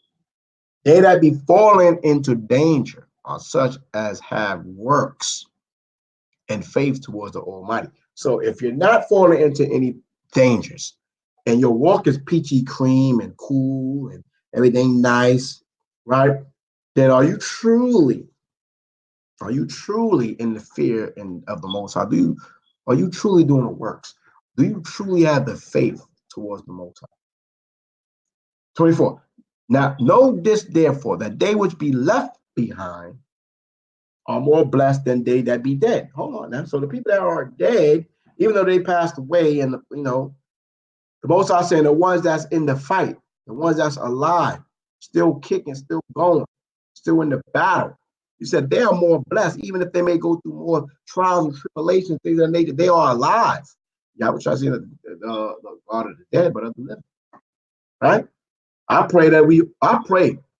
You see what I'm saying? That the most I reserve myself and the brothers and sisters that's sincere to be able to be the ones that's considered left behind. To be able to eyeball witness these things. This is the meaning of the vision. Whereas thou sawest a man coming up from the midst of the sea. So the those that are left behind are those that have been enduring up to the coming of the Messiah. Those that are dead have already passed. Right? This is the meaning of the vision. That's where you can understand it, where scripture talk about that there will be people that see more greater things than the disciples back then, because they're going to see the fulfillment of the prophecy of Mashiach. Right? This is the meaning of the vision where thou sawest a man coming up from the midst of the sea. So we're done with the left behind. The left behind is those that endured up to the point of the return of the Third World War, the galactic war between Yahweh and the angels, okay, and the nations, and the redemption and salvation of the nation of Israel, right? And those that died in the Most High or not in the Most High, right? Now this, therefore, verse 26. The same as he whom the Most High, who Yahweh the highest have kept a great season. The same. So it's talking about the man coming up from the midst of the sea. So this is he whom Yahweh the highest have kept a great season, which by his own self shall deliver his creature, and he shall order them that are left behind. Right? So Yahweh delivered Yahweh shy by not letting him what? Decompose in the grave. Right? Tell you that the book of Psalms, 9 or 10th chapter. Right? He shall order them that are left behind. Who's those? The disciples, the prophets, right? The teachers. Whereas thou sawest that out of his mouth there came as a blast of wind and fire and storm, and that he had neither sword nor any instruments of war, but that the rushing of him that destroyed the whole multitude that came to subdue him. This is the interpretation. So we give the interpretation, right? Behold, the days come when the Most High will begin to deliver them that are upon the earth. Part of us awakening to the truth is part of our delivery, right? As well, giving us an opportunity to have the faith in Hamashiach, right? So he would begin to deliver them that are upon the earth. This how it's going to go down. He should come to the astonishment of them that dwell on the earth. So a lot of people are going to be astonished about who is this man, because the world puts him as a so-called European. Oh, Karnak, I'm almost done too. A few more verses, I'm finished. Where thou sawest a man coming up from the midst of the sea. The same as he whom the Most Yahweh the highest have kept a great season, which by his own self shall deliver his creature, and shall order them that are left behind. Wherein thou sawest that out of his mouth there came as a blast of wind and fire and storm, and that he neither sword or any instruments of war, but that the rushing but that the rushing of him was going on. Yeah, I got some. And him destroyed the whole multitude. Yeah, I got some. Fine. That came to subdue him. This is the interpretation. Behold, the days come, said when the Most High will begin to deliver them down upon the earth, and he should come to the astonishment of them that dwell on the earth. And one shall undertake to fight against another, one city against another, one place against another, one people against another, and one realm against another. This is galactic war. This is Third World War. This is everything Isaiah 12, 11, 13 talking about, right? And the time should be when these things should come to pass, that the signs shall happen when I shall show thee before. And then shall my son, who's that? shall be declared, right?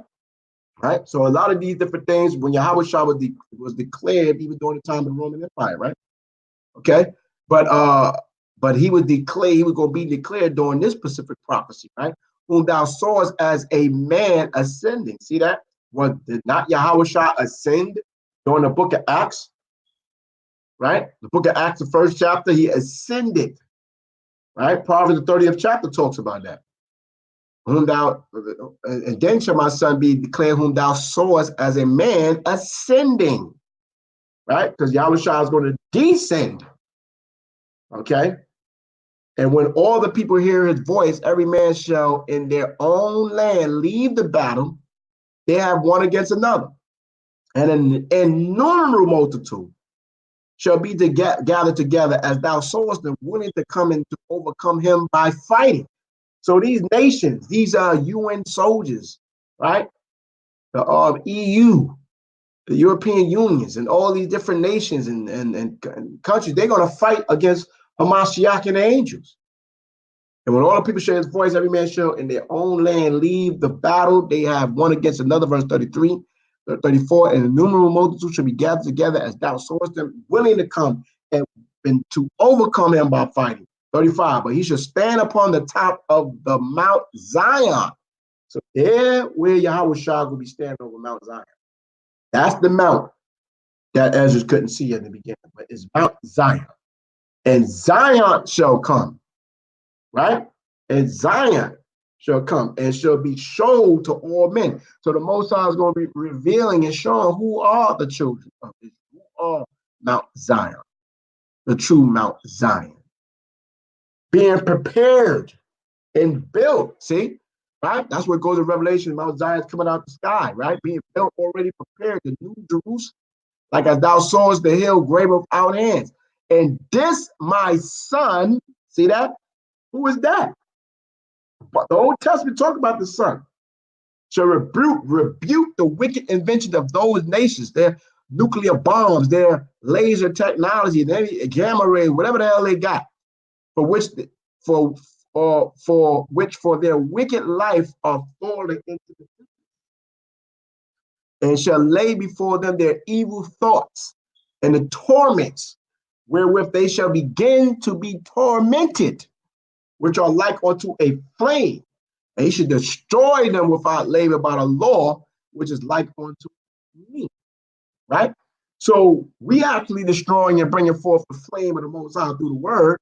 And when Yahweh shall return, he's going to be bringing forth flames of fire. Whereas thou sawest that he gathered another peaceable multitude unto him. So it's just wordage. He gathered a multitude, but this multitude was a peaceable multitude, because this other multitude was the ones that he destroyed, right? Okay, and it says, these are the 10 tribes which were carried away prisoner out of their own land in the time of Hosea the king. So specifically here is speaking about the 10 tribes. This is where it all goes down now. Okay, from Salmanasseh, the king of Assyria, led away captive, and he carried them over the waters, and so came they into another land. So this another land was Assyria, Mesopotamia, all these different areas, and throughout the Assyrian Empire. Okay, which was vast at its peak. Okay, so you had Israelites being prisoners, transported, okay, and was stationed in different cities and provinces throughout the Assyrian Empire, right? So he carried them over the waters, right? So, you know, I used to be like, well, carried over by ship.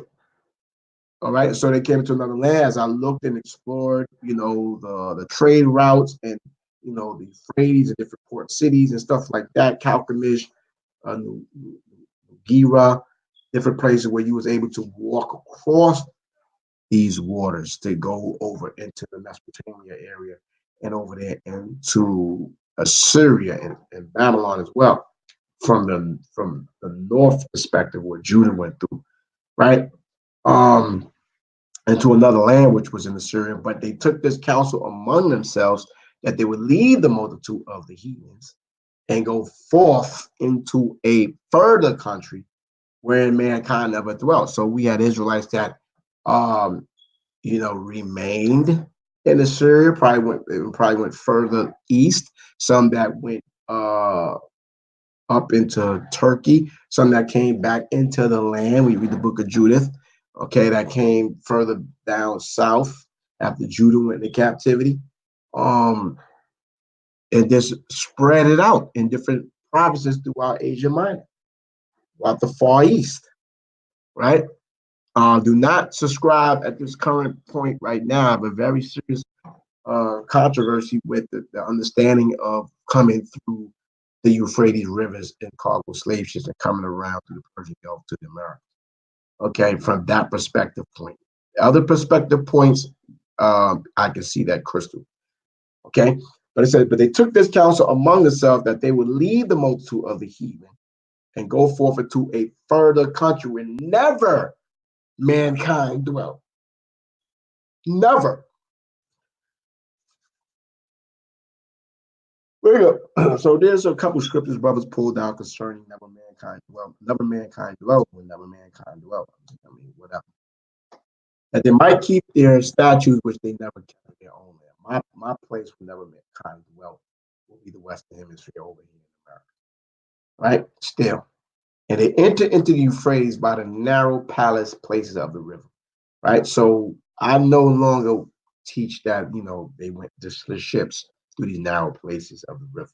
I teach that, and what I see is that these were port cities or crossing points very strategically at certain places down the coast of the Euphrates River, right? For the Most High then showed signs for them, and hell was still the flood till they were passed over. They were able to cross walking across the Euphrates River.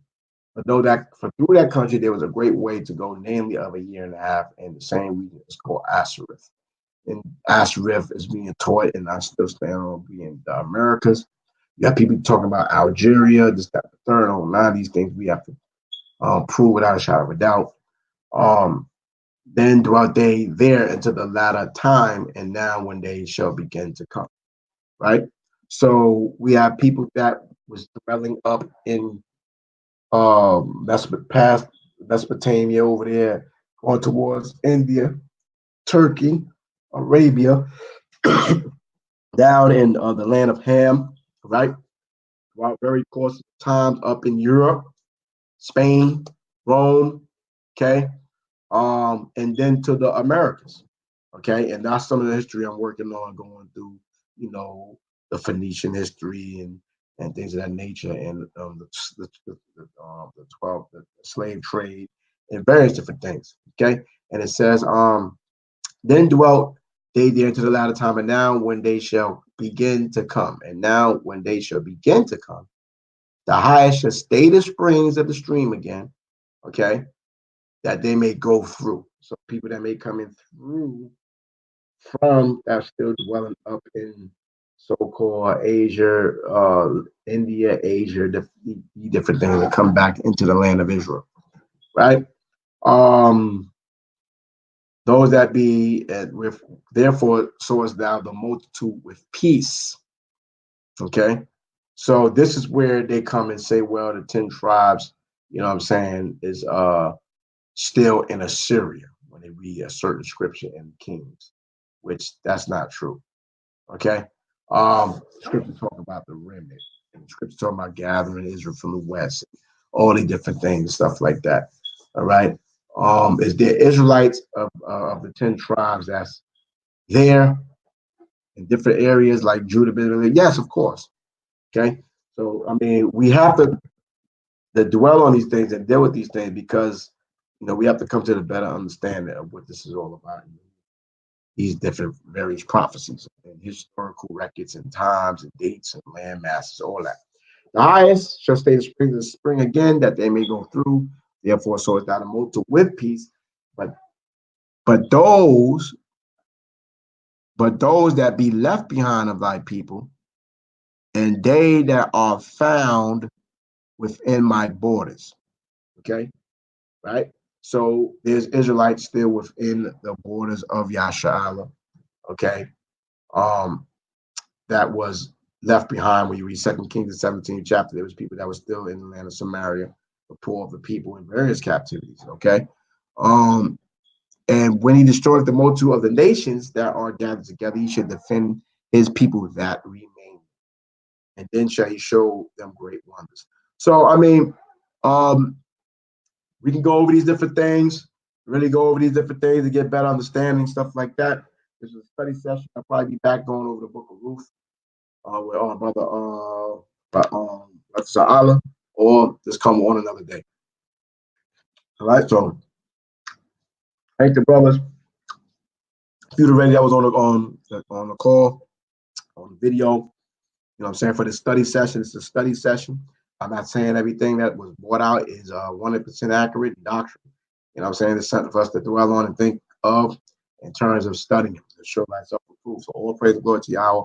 Ashalom Ashak Yahweh Shad is your brother Muhammad Kar, Bon Yahweh, Bon Yashala. Represent Yahweh Ashalom Ashak Yahweh Shad. Okay.